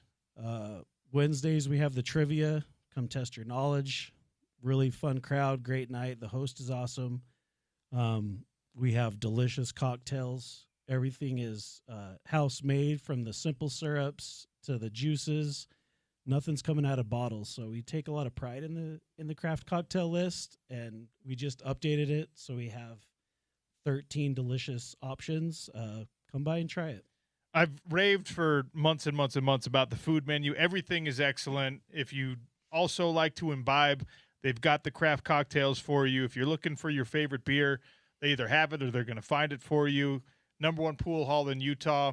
And, of course, no better place in the Valley to watch March Madness. You've got Sweet 16 games starting on Thursday. We're going to be down there on Thursday for a remote broadcast, so swing by, see us, take advantage of the lunch special on Thursday. But all weekend long, whether it's Jazz, Mammoth, or this yearly holiday of the NCAA tournament, Big Willie's is the best place to watch it. Yeah, the dining room is set up perfectly to watch all the games. We have 9 72-inch TVs, a giant projector. Sound will be on. It's a great environment. You can't do any better than getting down to Big Willie's for any of your sports watching. And even if it's not for the sports, like Pat said, we've got bingo tonight, trivia tomorrow. They're always doing something fun down at Big Willie's, and the food, the drinks, and everything, they're affordable. A night out can get prohibitively expensive, but Big Willie's makes sure that is not the case. Yeah, it's very affordable. You guys can come down, have a great time, not feel like your wallet had been stolen at the door. So come check it out. We have really great prices, as Sean says, and I think you will really dig the vibes that we have going there. Well, dude, thanks for bringing the food down. Yeah. Sorry it's late. What's your bracket? No, don't feel bad. I was just giving you a hard time. Did you do a bracket this year? Yes, I did a bracket. How busted is your bracket right now? Is it looking pretty good? It's not too bad. Okay. It's I haven't looked at it in a couple days because, to tell you the truth, it was weird this year. Like, not really many people wanted to fill out brackets. Really? So I filled it out, and the guy that won last year filled it out, and that's it. So it's a group of two. The Big Willie's bracket. Yeah. It was very strange. I don't know if it just crept up on people, and they're like, "Oh, now it starts, and now I don't have time." And well, part of it is like a lot of Big Willie's people are Utah fans as well, and Utah not in the tournament this year, so that'll hurt you. I mean, Utah State's always a fun watch at the tournament. Yeah, but they had an awesome win to get to that matchup with Arizona, and then battled it hard against the number 1 seed. Yeah, but it was a great game. Well, we'll see you on Thursday. Yeah, that'll be fun. I completely forgot we had a remote. You're just saying. Do you even care about us anymore? I think is it because I was gone for a little while? You're holding it against me. Yeah, that 2 weeks off just threw us through late at lunch. We don't know when you're coming. I don't even know why I needed to go all the way to Africa to see a gorilla, because you're built exactly like them. Are you saying I'm hairy too? You said that. Listen, bro. You're built like them. We're both girl dads. We have to go to the gym. That's not an option. I say it as a compliment. All right, Patrick is basically a silverback at this point. big boy. I appreciate that. Yeah. Thank you. All right. Speaking of big boys, Jeff Schwartz is going to join us next. We'll talk with him about the latest NFL mock draft that has Spencer Fano going in the first round, but not as a tackle, ? We'll discuss it in 3 minutes. It's the Sean O'Connell Show on ESPN 700, 92.1 FM.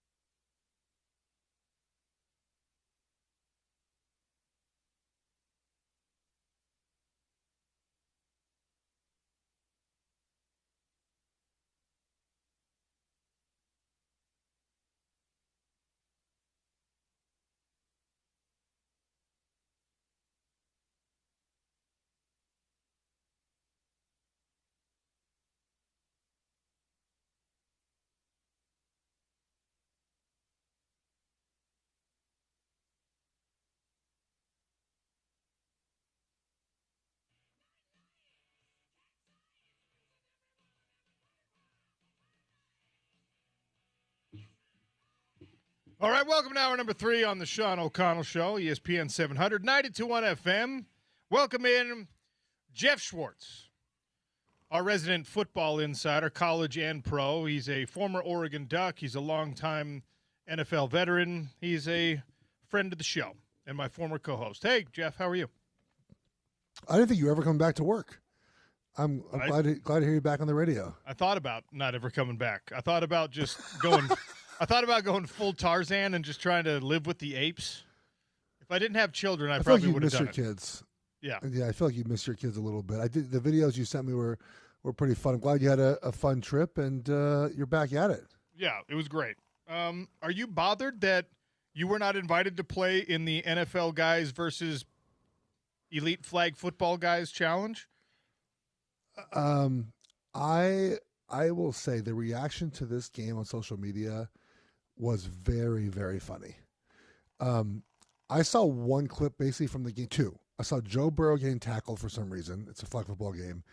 Another clip I saw was one of the flag football players juking out a couple NFL players. You zoom in a little closely, and the two NFL players, I believe, were Luke Kuechly, who retired 5 years ago, now in the Hall of Fame. Yes. And DeAndre Hopkins, who plays wide receiver. Yes. And is old. And the reactions to the game were like, I can't believe NFL players played this game. No way they could ever play flag football. I'm like, do you guys hear yourselves talking? Like, this is an exhibition game against professional flag football players. There should be no reaction at all to this. It should just be like, yeah, the other team who's professionally trained, they're pretty good. Yeah, they're pretty good football players at the sport they're playing. And the reaction was like, I can't believe the NFL would embarrass themselves like this. Embarrass themselves? Doing what? The reaction to this is so funny, man. The idea to me that a guy like Saquon Barkley couldn't learn how to play flag football if it was his full-time job is very funny. And so I was not upset I didn't go, Sean, because I didn't know there were so many like retired players in the thing anyways. I didn't know there was March Madness on. Why are we watching flag football? I was blown away. And actually, I just told like DeAndre Hopkins, he was in Tanzania when I was in Tanzania. He was on our flight back from Tanzania. And I assume he went straight from there to this flag football thing. So it's not like he was training to lead up to this. None of these guys were trained. They couldn't pull flags. They couldn't do all the reports were like NFL players just trying to tackle everybody. Yeah, I wonder why. Yeah, because that's how they play football. I wonder why they try to tackle everyone instead of pull their flags. It's weird how that works out. I actually like it, though, because these elite flag football guys, right, are probably, and this is maybe I'm doing this unfairly, but most of the dudes that are still playing some level of football at, like into their late 20s and 30s when it's not NFL football, right? It's a lot of unfulfilled hopes and dreams, and they're using this as like their thing. And for them to get this, that they can now tell their kids and their grandkids, yeah, hey, Dad, one time I beat Tom Brady in a game. I was playing quarterback, he was the other quarterback, and we beat them. Like, I actually applaud the NFL for giving those guys that, because they're going to live off this for decades to come. Well, I think also, I think part of it was like, this is, the Olympics are coming up soon, and we have a flag football team, and these flag football guys, like their job is, I guess, flag football, or at least what they do for their, like they want those jobs, obviously those roles for the Olympics, and the NFL players I think want to be involved in it as well, and so I think this is a little bit of like a pride thing for the flag football guys, but again, it's not the same sport. Like why are we giving so much thought to this? This, by the way, the USA flag football team wasn't supposed to be part of this at all, but this event had to be moved because of a war happening right now in the Middle East. So like they were a late add to the whole party because this is going to be, I think there's going to be like celebrity football players playing each other, right? And they added the USA part to it late because they had to move the venue. I want to see the elite roller hockey guys against NHL players next. And let's just see how that goes. Do you remember what was it when we were kids? You used to have the roller. Was it the roller derby? What they used to have on like once a week? They would fight each other. Yeah, that's roller derby. Roller derby, yeah, that was awesome. Roller derby's awesome. Okay, can I tell you really quick what my kids are watching right now? You'd be like not surprised, but like they decide they are rewatching all of Survivor. So they're just like picking random seasons and they watch it at night. Yeah, like they're like, Dad, like I'm like, what year is this from? It's like Survivor 16. They're in 50 now, by the way. They're like, this is year 50 for it's incredible. Not year 50. They do 2 a year, I think, right? So it's like year 25 of Survivor. Yeah, my kids just every night they watch like one episode of like season 12, and then they finish season 12 and just go to season 17. Like they just randomly pick a season based off of like the first 5 minutes of an episode. They're like, I don't like this. Like my wife tried to go back and have them watch like the first season. They're like, it looks. It's 2001. It looks terrible. It's not even. Yeah, it's not even high definition. No, and the kids are like, nope, not doing this. So they go back and just watch Survivor episodes every day. It's wild. They're going to be home in 10 minutes. They're going to put on Survivor. That's incredible. All right. Who would ever thought? Let's talk about actual football. I know mock draft season is your favorite thing, and I was looking at Field Yates, who I like Field Yates a lot as an analyst. I was looking at Field Yates' latest mock, and he has Spencer Fano going in the first round, but he's the third offensive lineman taken, a very skill-heavy top 10 for Field Yates in this one. He's got Spencer Fano going as the third offensive lineman taken, and the little blurb only talks about him as an interior offensive lineman, being either a guard or a center, which is something that we've already discussed, and he was maybe running some of those drills at the combine. But is there – I mean, you're in these offensive line conversations in a way that I never will be. Is there more conversation and momentum going to that is potentially Spencer Fano's future? He had one with the Lions or something? I had it pulled up. No, it was Ravens. It was Ravens. Interesting. Over the Penn State kid, huh? I think the Ravens are going to go guard. They're going to just draft a guard. I mean, Fano gives them the flexibility of having different options, but I don't feel like that's really what the Ravens need, a guard, really, and that I would draft the best guard. I would play Fano at tackle. I know he's taken done some center stuff, and you want the versatility. But if you're going to spend I don't view him like Quentin Nelson or Zach Martin, like that goes from college tackle to NFL guard and becomes an all pro. I mean, if you're going to draft a guy that early, I think you draft him and play the position you played in college. The center thing is fascinating because we have seen some tackles transition into center and play really well. But again, if you're going to spend a first-round pick on that, it feels pretty expensive to do, to draft a former tackle to play center. So I would be surprised if the Ravens took him at 14. I don't think that's a fit. I've seen the Chiefs. I think the highest is the Chiefs at drafting him at 9. But even then, it's interesting fit just considering that the Chiefs, I don't think need a tackle. But I'd be surprised if someone drafted him to play guard.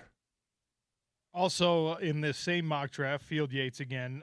This, I think, is the fourth one I've seen where they've got Caleb Lomu going to the Browns in one form or another. The second first-round pick, right? Yeah. Yeah.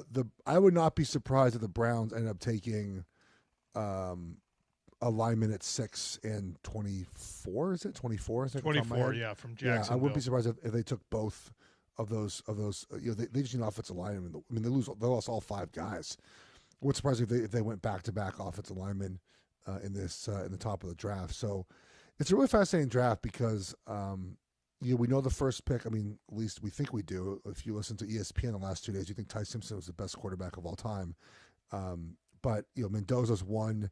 I think you feel pretty good about Reese going 2 or 3, and then Jeremiah Love is probably top 5 guy, and then from then on, Sean, it feels pretty wide open. Kind of just like depends on what you need and how you grade these guys. It doesn't feel like there's a consensus top 10. I mean, I think we sort of know who those guys are going to be. Maybe where they're going to go, I have no idea. Okay, pro days for guys who go to the combine. Yeah, dumb. What is it? What does a team do? So Spencer Fano added a half inch to his arms at the Utah Pro Day. Yeah. So this has been a problem for a couple of years now. The measurements in the combine just don't feel very accurate. And I mean, the only thing is, so here's the thing about the measurements, and just everything with the pro days and with the combine and stuff. So there are numbers, right, that we assign to the players based on their running and their jumping and their height and weight, and we can measure those against other players, right? So we know that a guy, and there's real data on like defensive linemen with shorter arms. If they get drafted early in the draft, they're not very good. There's data about offensive linemen for height, weight, speed, 40 time, shuttle time. Shuttle's a really good indication of mobility and sort of really long-term health. The guys with the fastest shuttles in NFL in combine history at that offensive line position have played a ton of snaps. They do not get hurt very much. And we also have a long history of knowing exactly, okay, if a guy has a 32.5-inch arms or 33-inch arms and they have this height and this weight, this is how they perform in the NFL. So it's just a matter of collecting the data, right, to understand maybe where Fano fits. And so if his arms are 3/4 of an inch longer, that changes the data a lot, right? And so, and some teams, they want the data and then they just don't care about it, which is totally fair, right? And some teams really care a lot about that. Some teams draft a lot based on what the numbers tell them, right? What historical comps tell them. And so that's why you have the information. But I think the more we've looked at arm length, it matters a little bit, I think. But if you know how to play with your shorter arms, then it's less important. If you play like a long arm guy, but you have short arms, then that's the problem, right, Sean? And so you can play with short arms as long as your game tailors to that, right? If you play a game with short arms, but you play a longer arm game, then that's the issue. So I think to me the arm length is not as important as how you play the position. I think I might have asked you this before, so forgive me if I have. Did you ever play with a non-football guy that got sucked into the football world because of his traits? I played with guys who didn't like football. I'm not sure I played with a guy. I mean, do I qualify as that? Like, I didn't play football till high school.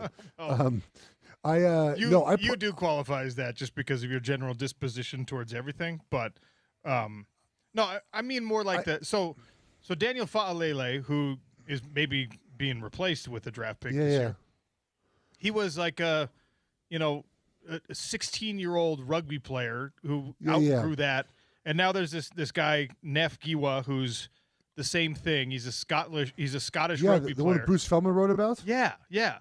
And he's going straight to the NFL, right? He's not going to go do a college route. No, he's.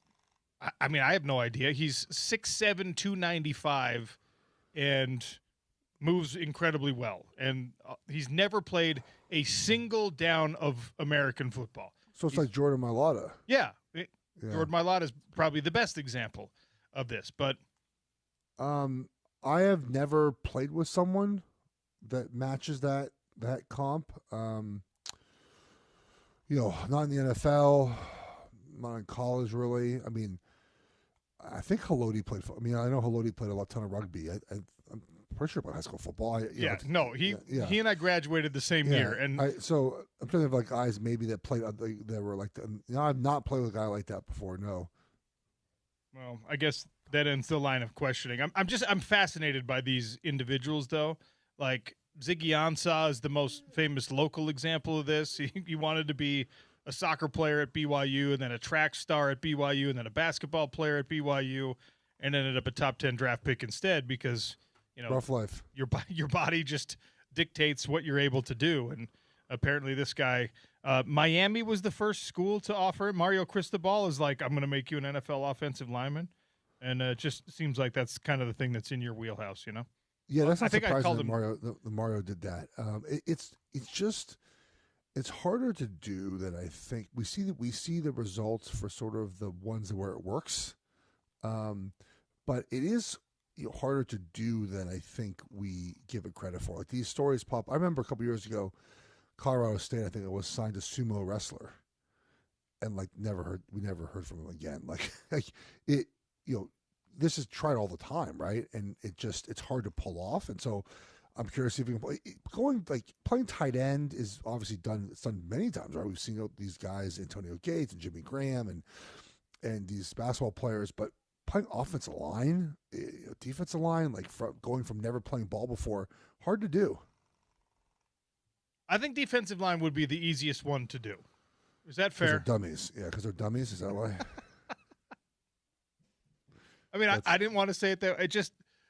There's a lot of playbook knowledge that goes into, scheme knowledge that goes into being a really good offensive lineman, right? And yes.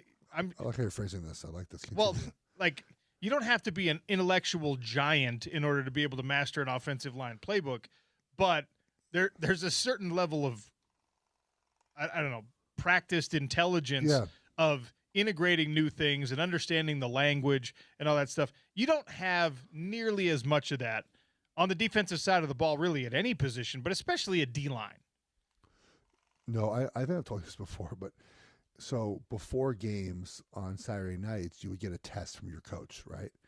And the offensive line was like 12 different plays, and you would draw in every position except maybe like quarterback or wide receiver. Like you had to know everything, right? You had to know what everyone was doing on every play. I remember seeing a defensive tackle. This is NFL. I remember seeing a defensive tackles test on a Saturday night, and all he had to draw in was where he aligned before the snap. That was it. He wrote 2 T's. He wrote a T for like a 1 technique and a 3 technique. That was it. You didn't have to write down what he did after the play, just where he physically aligned before the snap. I had to draw in like the fullback path, what the tight end was doing, where the safety was aligned and how that would change what I did.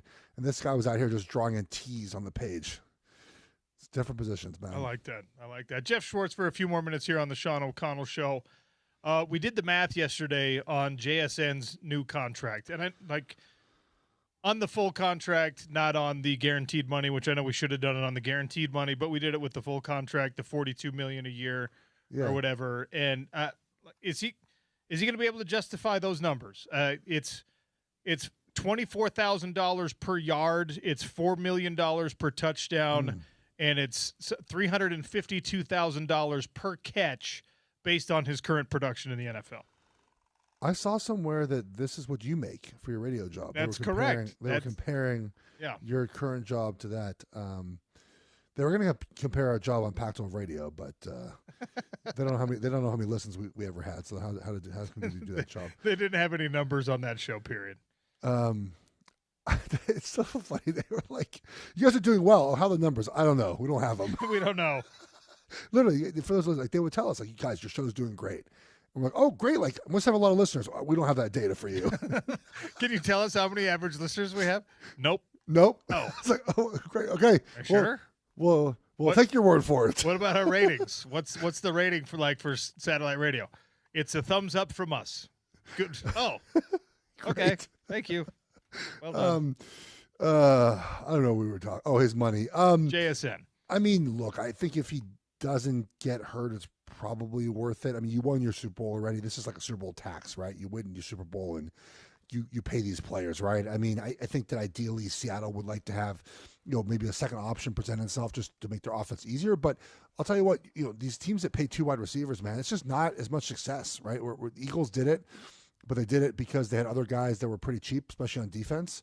Didn't work for the Dolphins, didn't work for the Bengals yet. It might not work for the Cowboys. So paying one guy, I think it makes sense. The cap needs to go up. It's 301 this year. It's probably 320 next year, right? Like, it's just going to go up and up and up. So the numbers won't look as bad, next year. And they didn't pay Kenneth Walker, so like they have a lot of they're going to be fine. They're not paying Darnold a ton of money, and they might have to pay him more money eventually, but they're not paying him a ton of money now. So good. I think it's a good deal for everyone. Trent Williams and the Niners are in a bit of a contract situation. He's older. He's not. I don't think he's on the wrong side of 35. I don't know that we can say that he's diminishing returns as of yet. But you watch the position a lot more carefully than I do. What do you do with Trent Williams? Yeah, so they're kind of just out of luck. We covered this yesterday a little bit on my GM Shuffle podcast with Marty Herney, if you guys want to check it out, because Marty was talking. He spent like 5 minutes on this, like just contractually. The Niners just sort of screwed this year, for lack of a better term. Like they're just, you can add more void years, I guess, and push the bill down the line, but at some point it comes due, and you might just have to eat it this year, right? You just have to eat the $40 million, and it's just expensive. This is the cost of doing business. It just didn't work. You didn't win a Super Bowl. And you just, you just have to suck it up. And I mean, who's going to trade for him at this price? I mean, the Chiefs have always been rumored to want him, but I mean, that price, you just can't afford it. The Niners, you take a shot, and you should. Trent Williams is a Hall of Fame player, but it just didn't. You haven't won a championship, and now kind of bills do. You have to just pay the bill at some point, Sean. This is the year they're going to have to do it. Oh, that's great. Makes me feel right? I mean, what else are you going to do? You're right. Yeah, you can't. I mean, you're stuck. You're right. All right, spring ball is happening. We spent a lot of years doing radio together, and I was always excited about spring ball, and you were always just like, spring ball's dumb. And you know, there's now the new transfer portal rules, I think, make spring ball more meaningful for teams again, because you know that if he's here in spring, more than likely he's also going to be here in fall, which for the last couple of years was far from guaranteed for anyone. I don't know when Oregon starts their spring. Utah's got some spring practice today and a lot of things to figure out. But the value of spring football, now that, you know, teams are trying to figure out what they have and who's, especially the people that just showed up on campus in January, where should we put it? I feel like our Oregon has spring ball for like 6 weeks. Like their spring game is not until the NFL draft, which they've done it every year on the weekend of the NFL draft. They've already had a couple practices. It's like a long. I think they have spring break in the middle of it. Like it's a long.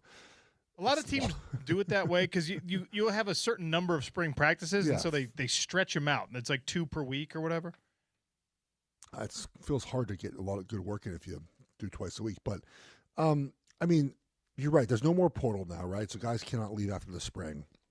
So I think that maybe, you know, your roster is set. I mean, it just depends on what you do in the spring. You know, Oregon hits, man. They hit in the spring. So, and they play a real game. They play a real spring game, like real spring game. And so you could take away from that. I've made this argument for years. I think spring practice should be open to everyone. I think you should be allowed to watch spring practice if you're someone who covers the team. Maybe you don't allow fans in there, but spring practice should be open. Spring practice is the time where you sell hope for your team, time for you to learn the new players, new coaches. I strongly believe spring practice should be like NFL training camp, where it's just open. You can take videos, you do whatever you want. You could just sell hope for your team. And because you can't enter the portal anymore, portal's closed, right? So why does it matter if you're reporting on roster decisions? It doesn't matter anymore. So I think spring practice should be open, man. I've argued this for years. You know that. I made this case for many years now. It should be open to the public. Nebraska has a brewing fight where players are suing over the idea that whatever it is, NIL Go, the new college sports commission that's in charge of saying whether or not deals are legitimate. They vetoed a bunch of deals, not only at Nebraska, but they're taking up the fight for everyone. It's another one of those off-season storylines that is just lawyers winning with their billable hours. But will we see any change or any effect on the rank and file of college football based on this? Is the oversight body going to lose its power in this lawsuit? Oh, no. You know what I was really hopeful for was the 60 white men that descended on the White House that were going to figure out the problems of the NIL situation we have right now. Like, congrats on the panel that showed up. Like, how's that going to get any further? 60 like random business administrators, sports administrators. Like, how about any current athletes? And thought about bringing that to the table. Any agents, like anyone that actually is involved in this. I'm sure the sitting senators are really, really involved in NIL discussions on a daily basis. All of this is just nothing's ever going to be done. You have a situation where you don't have a CBA collective bargaining agreement, so you really can't hold anyone with. You can't make any rules, right? You just can't. There's no way to enforce any of this stuff. You have no way to enforce it unless the contracts are written with the schools in a certain way. And we've seen this with Washington and, you know, in other places they've written better contracts recently, right? So Damon Williams can't transfer without a big penalty. Like, that's the way to do it. But as far as how you're paying the players, who's getting the money, who's doing it, there's no collective bargaining agreement. You can't have a system in place that really enforces any of this unless the players agree to that system, right? And so I don't think anything's going to change about this at all. They've lost every single case in the courts they could ever lose. It's just a Wild West because every state has different rules. Like, one state has rules that help the players, one doesn't, one has no rules on the books. And so I think nothing's going to happen in the end. I think they're going to keep paying the players. They'll keep doing the way it's going. And look, it's certainly made college basketball very top heavy. It's made college football with more parity. It's interesting how both those have sort of gone different directions, where Indiana can win a championship in college football, but it seems like in college basketball, just the big dogs are sort of there and good every year. The mid majors are getting crushed. Is Cinderella dead? Yeah, it's dead. It's been dead for a couple of years now. I wagered on under 1.5 teams seeded 13 through 16 to win a March Madness game, and I ended up that was a very easy cash. I mean, it's just dead, dude. I mean, there's just if you're a good mid-major player, you leave immediately, right? You're gone. You go to a big dog place. But what's funny is like they're not. Schools that pay the most aren't always winning though either. It's just that the Arizona's and the Michigan, they're just better than the mid-majors. They just can't compete. We saw it many times in the tournament where a mid-major sort of hung close for a little bit, then you saw that burst of just a better team just dominating the rest of the game. So you get a high point every now and then. It just sort of squeaks one by. Wisconsin was up 10 and couldn't win that game. What's wild in college basketball on the women's side, dude? These games aren't even remotely close. Like there's a parity problem in men's college basketball. The UConn women were up 65-12 at halftime yesterday against an ACC team, against Syracuse. South Carolina beat USC by 40 yesterday. USC has one of the better players in the country on their team. Yeah. Jazzy. Like, Vandy won by 20 over an Illinois team. Like, these numbers, UCLA won by 20. They kind of coasted last night. These numbers for these big dog, Texas beat Oregon by a bazillion 2 to 3 days ago. It is crazy the difference in women's college basketball. It's not even the same sport. Before I let you go, how many times did you have to block Levante David?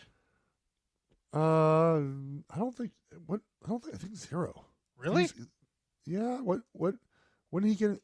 When did he get drafted? You guys are the same age. No, he's 36. No, he was 36. When did he get? Let's see. When he got to Tampa, yes, I would have played him in. We went to Tampa in 2015, so I would have played him in 2015. Oh. Yeah. All right. Yeah, I would have played him in 2015. We beat Tampa that game, I believe. So yeah, 2015, I guess. We didn't play him in 2013. Didn't play him in 14. So yeah, I played him in 2015. Yeah. We're not the same. I was about to say we're not the same age. She's a little younger than me. Yeah, but a little bit. You're contemporaries. We are contemporaries. He had 147 tackles that year, 2015. None of them when you were assigned to block him, I'm sure. No, I never made a mistake in my entire career. Wow. The only mistake I made was partnering with you on Pac-12 Radio. Hey. Where's your next trip? Pittsburgh. Oh, that's a big letdown to go from to where you were to Pittsburgh.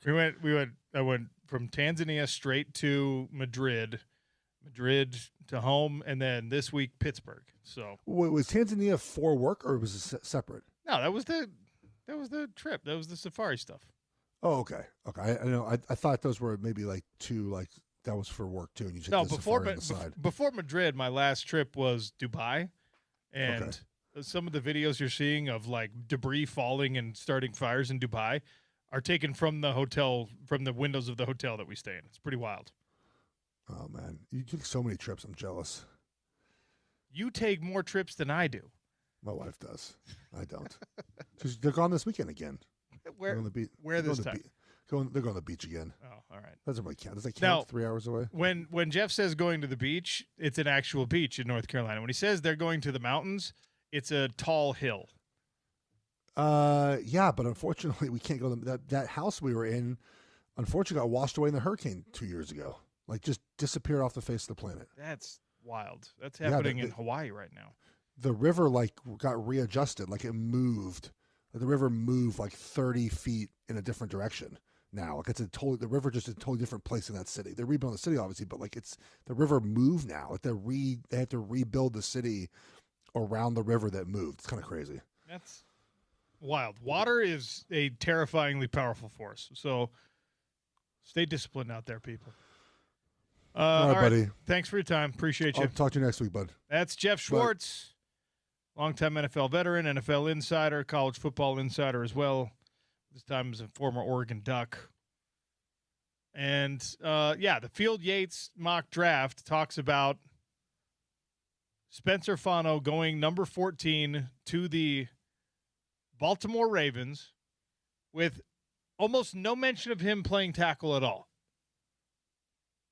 Field Yates who's pretty dialed in, thinks that the Ravens want Spencer Fano to play guard or center for them. At the end of the day, I mean, yeah, tackles make some more money over the course of their career. It's more of a premium position. He's a guy who, if he's healthy, is going to have a long career, and there's nothing wrong with being an interior offensive lineman. In fact, I mean, your exposure there is reduced. The evaluation of you don't have as a football fan, you don't have a lot of strong opinions about guards and centers probably. You probably have some thoughts about your favorite teams or your least favorite team's tackles. So there's a silver lining, even if you don't end up being a starting tackle. All right. Crosstalk coming, some trivia coming. Lots left to get to on the Sean O'Connell Show. ESPN 700, 92.1 FM.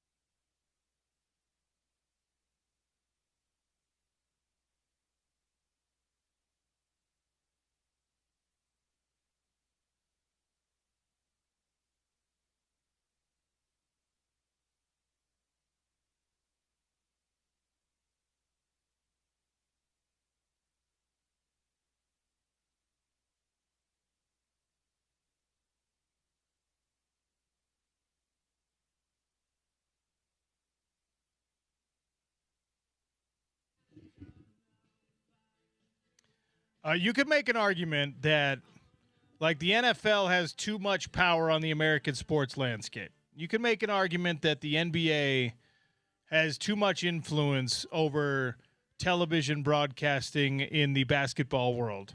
You can easily make an argument that the UFC dictates way too much in the MMA space. Obviously, that's one that's close to me and close to my heart. It is absolutely undeniable that the Soccer World Cup is too heavy in its influence on pretty much everything. We saw this with the bid for Qatar, I guess is the right way to say that, to get the World Cup there. They were willing to do virtually anything to get that done, to get the stadiums built. And, I mean, major human rights violations in order to do that. And, of course, the World Cup just kind of slowly blinks and looks the other way because it's the World Cup. And the economic engine behind it is something that will never be tested, will never be stopped, will never be – it's above reproach. That is, I don't think, a great thing. Once again, in the strangest way, the World Cup has flexed its muscle in a way that even the NFL cannot touch. And that, what a juggernaut fight that has to be. I don't know if you saw this, James. I don't know if you heard about this. The World Cup, playing a lot of games in NFL stadiums in North America, has now started to enforce their mandate that no branding be left on the stadium and visible during the Soccer World Cup. Now, the problem with this is, like, Olympic type thing with the World Cup has the same kind of guidelines there. Then you have to, there has to be an approved World Cup sponsor.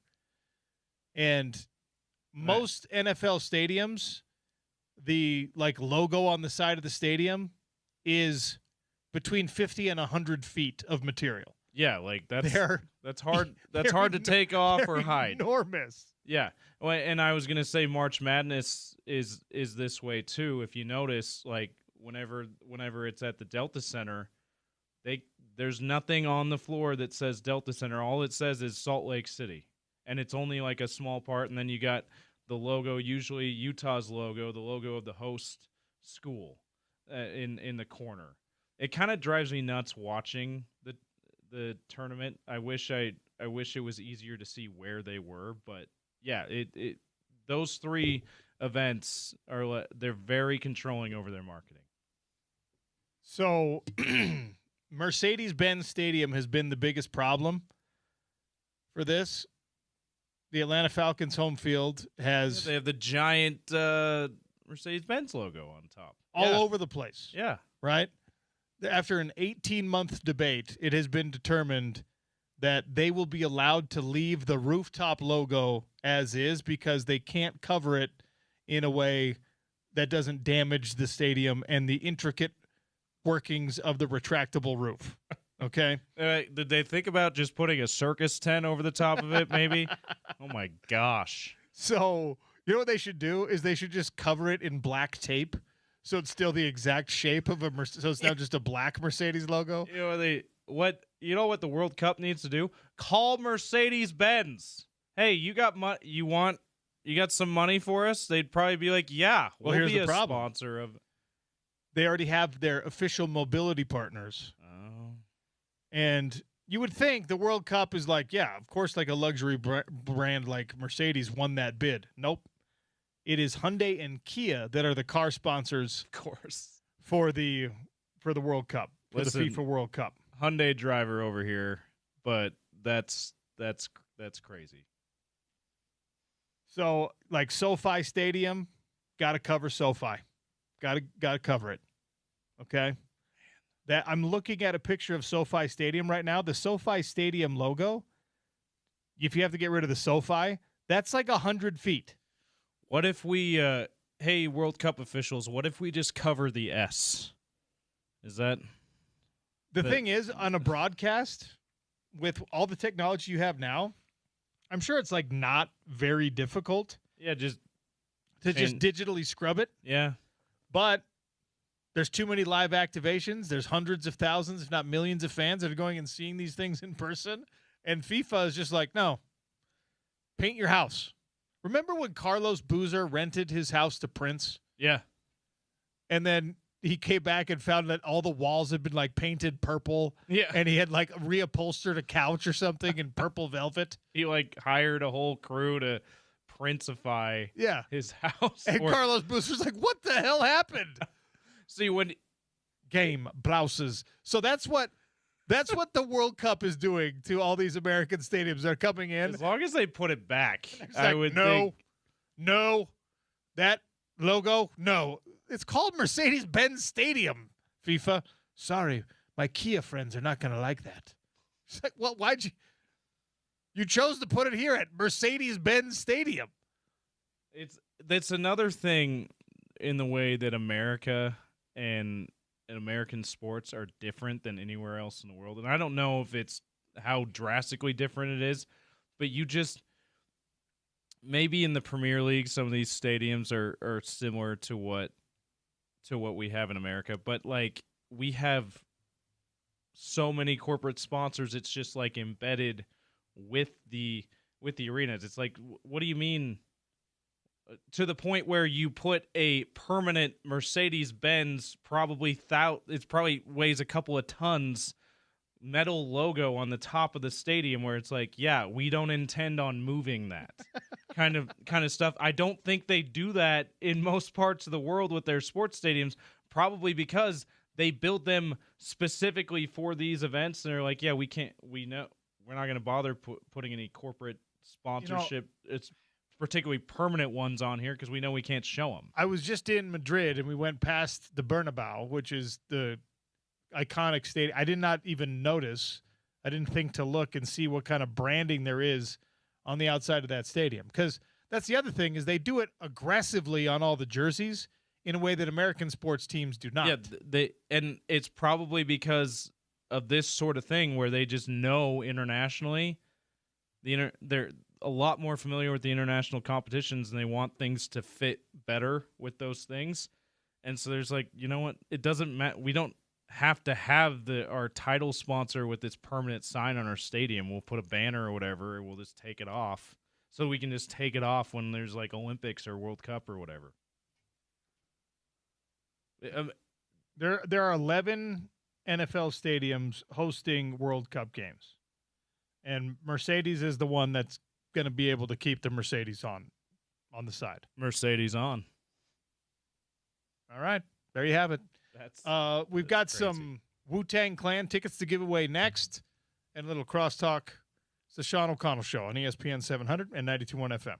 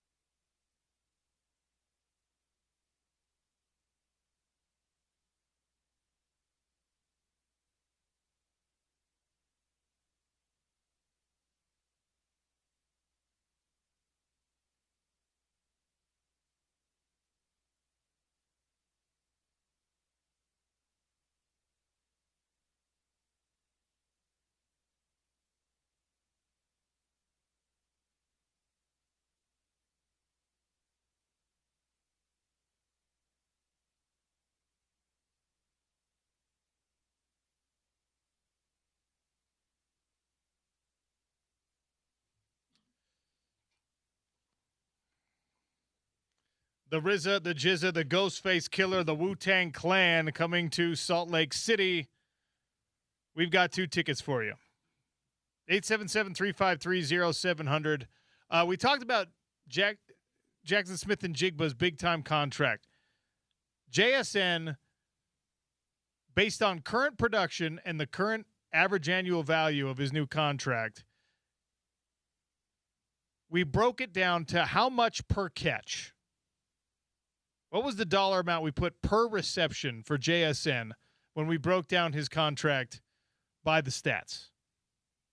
877-353-0700. I referenced it again when we were having our conversation with Jeff Schwartz just a few minutes ago. We did the math yesterday. How much is JSN making per catch if we project out this year's numbers to the rest of this contract that he just signed? 4-year deal, averaging $42+ million per year, which coincidentally is the same contract that Spence Checketts and The Drive just signed recently here with Broadway Media. Did that word get out? Yeah. Wow. You really tried to keep that under wraps. Yeah, you unsuccessful. Your agent was splashing it all over the internet. Well, my plan was I wanted to wait to see what Puka got. Yeah. And then go, all right, we'll go into Jackie, be like, look, Jackson Smith and Jigba, Puka Nacua, me, you know. Same. Let them set the market and then just go in and do the thing. You know the deal. Crosstalk is brought to you by our friends at Advanced Window Products. 1 day only, they've upped the offer, $3,000 off, 10 windows or more. Nice. 801-850-9100. Give them a call. Tell them you heard about it on ESPN 700. All right, Spence, how are you? I'm good. Today's Friday for me. I'm leaving tomorrow. Yes. I've had enough. You can take this job and shove it. I'm done. No. Well, I mean, I'll be back Monday. Yeah. But for the rest of the week. Okay. And I have a very interesting dynamic going on that I was telling you about off air. I am so excited for you when it comes to this. This is going to be fantastic. And I don't know how this is going to go down. And I didn't even know this was a real thing. But apparently I'm going to a place that's much like the movie Couples Retreat. Yeah, okay. Where one side you behave yourself, you do the thing with the wife and the kids. Then the other side, it's just apparently a little bit more debauched. Yeah, there you go. We'll use that. So I got a couple married guys going, a couple single guys going, and so we're kind of having this debate, like, where are we going to spend our time? It should be an interesting dynamic. I know what you're thinking. Don't say it into that microphone. I know that you're going to say to your married friends, enjoy your vacation. You guys hang out over here. I'll see you guys on the plane home is what's going to happen. Maybe I live in Cabo now. I don't know. Going to play golf, going to sit on a beach, haven't had a vacation since the holidays. You know what it's like with this job. You got to go sharpen the sword for a little bit. Got to take a little time off. Yeah. So I'm excited. Yeah. Cool. I'm glad that you get to do that. That would be great. Yeah. Heard your conversation. You know, I don't think I fully understood the power of the game of soccer until I went international and saw games in the Premiership and saw some games overseas. I still don't think we as American sports fans have the frame of reference for how important this game is. And to your point, the tournament of the World Cup is, unless you understand it from a worldwide scope. I mean, soccer is the world's game by far. I have referenced this study multiple times because for the first time, soccer is now the third most popular sport in America. 10% of Americans say soccer is their third favorite sport, their favorite sport. 10%. Okay. Baseball is now 9%. Okay. Hockey's about 6 or 7. It's football and it's not close. Right. But then it's basketball, then it's soccer. But on a worldwide scale, soccer dwarfs the NFL. Yeah. Dwarfs college football. So it's interesting to hear you discuss these power play dynamics.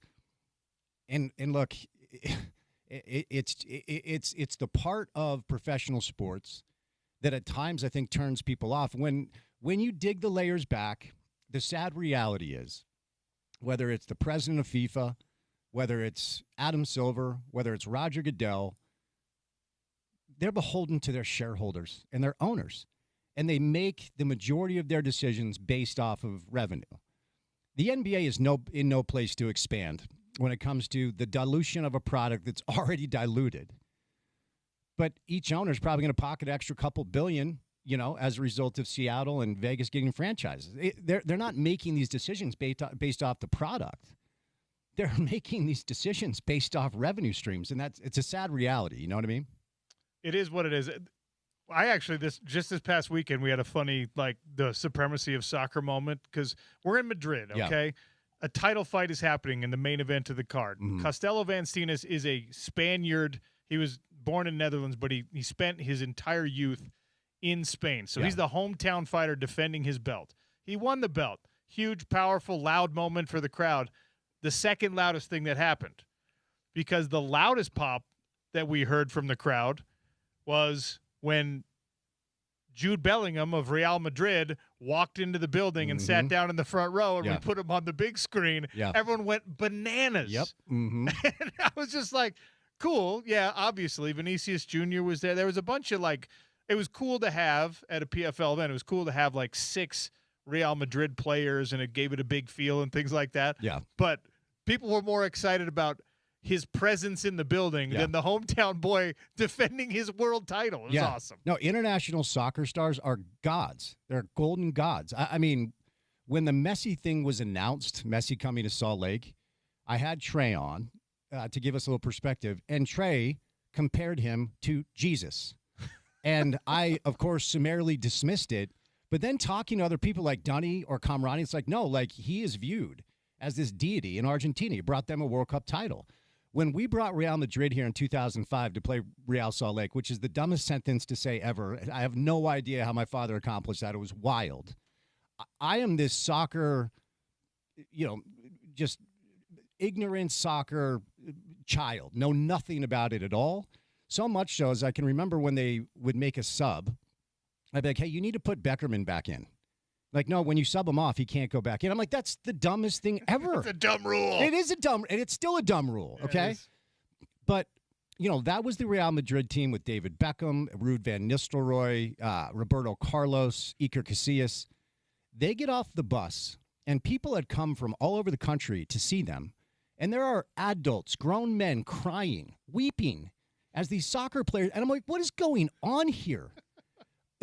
Why are we crying? There's no crying in soccer. There's a lot of crying in soccer, let's be clear. So, look, I know there are a lot of people still that, and I hear from them, hey, just so you know, when you talk soccer, I turn the station. I'm like, all right, that's fine. I get it's not for everybody.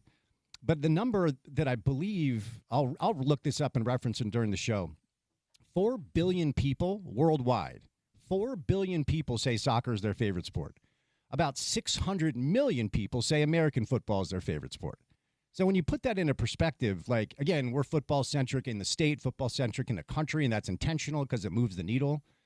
It's not even in the same galaxy as soccer from a global standpoint. Well, it's going to be fun to host that.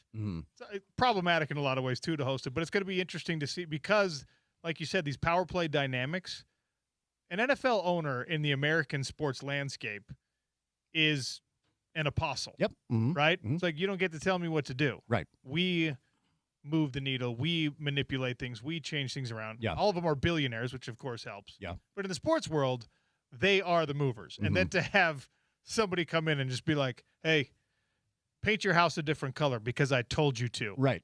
I can't imagine it goes over well. Yeah. And yet they have to do it. They have no choice. I mean, when a team wins a Super Bowl, okay, you see a few players crying, you see a few coaches crying, maybe you see a couple of fans, maybe lifelong, fans that never thought they'd see their team win a Super Bowl. When a country wins a World Cup, they go home to weeping communities for days and days and days, and it changes the trajectory of their life. I actually think soccer lends itself to really fascinating documentaries. Even if you're not a fan, the storylines involved with soccer clubs, club and country, people, it is their life. I mean, it is their entire identity all day, every day. They just want their club to do well. It gives them a sense of community, right? And look, other sports do that too. But I don't know if you've seen any of the Welcome to Wrexham. Oh, yeah. It's awesome. And I don't know a thing about that town. I do now. Ryan Reynolds, of course. The other dude, Rob, whatever. McElhaney. Good knowledge. He's very funny. See, I never Put some got respect on his name. Well, I never got into It's Always Sunny. Okay. I've heard it's great. Maybe I'll do that on the flight or something because I do need a new show. The storytelling and how much that community is over the moon for what this team has been able to do. Like, there are all a bunch of great documentaries on. There are 30 for 30. The brothers, Colombian soccer players. It's escaping my mind. There's a 30 for 30 about a couple of Colombian soccer players. I won't spoil the ending, but it is a commentary and a visual. The two Escobars? The two Escobars. Boom. Yeah, awesome. It's a commentary and a visual, just proof of concept about how much soccer means to these countries in a way that I honestly don't think we have the American sports equivalent to what it means to people worldwide. I think the closest thing is what college football teams mean to communities. I've always felt like college football has a bigger emotional tie than pro football. You might have met your wife in college. You might have met your friends in college. You became an adult in college. Some of us not until our 40s. But you have a bigger tie to your college team. It just feels like it means a little bit more. If there's an American sports equivalent to the passion that soccer seems to breed worldwide, it's probably college football. Yeah, I think that's a fair analogy. Stay tuned for The Drive with Spence Checketts. Thanks for listening to the Sean O'Connell Show. We'll do it again tomorrow. By the way, it's $352,000 per reception at the current average annual value of JSN's contract. ESPN 700, 92.1 FM.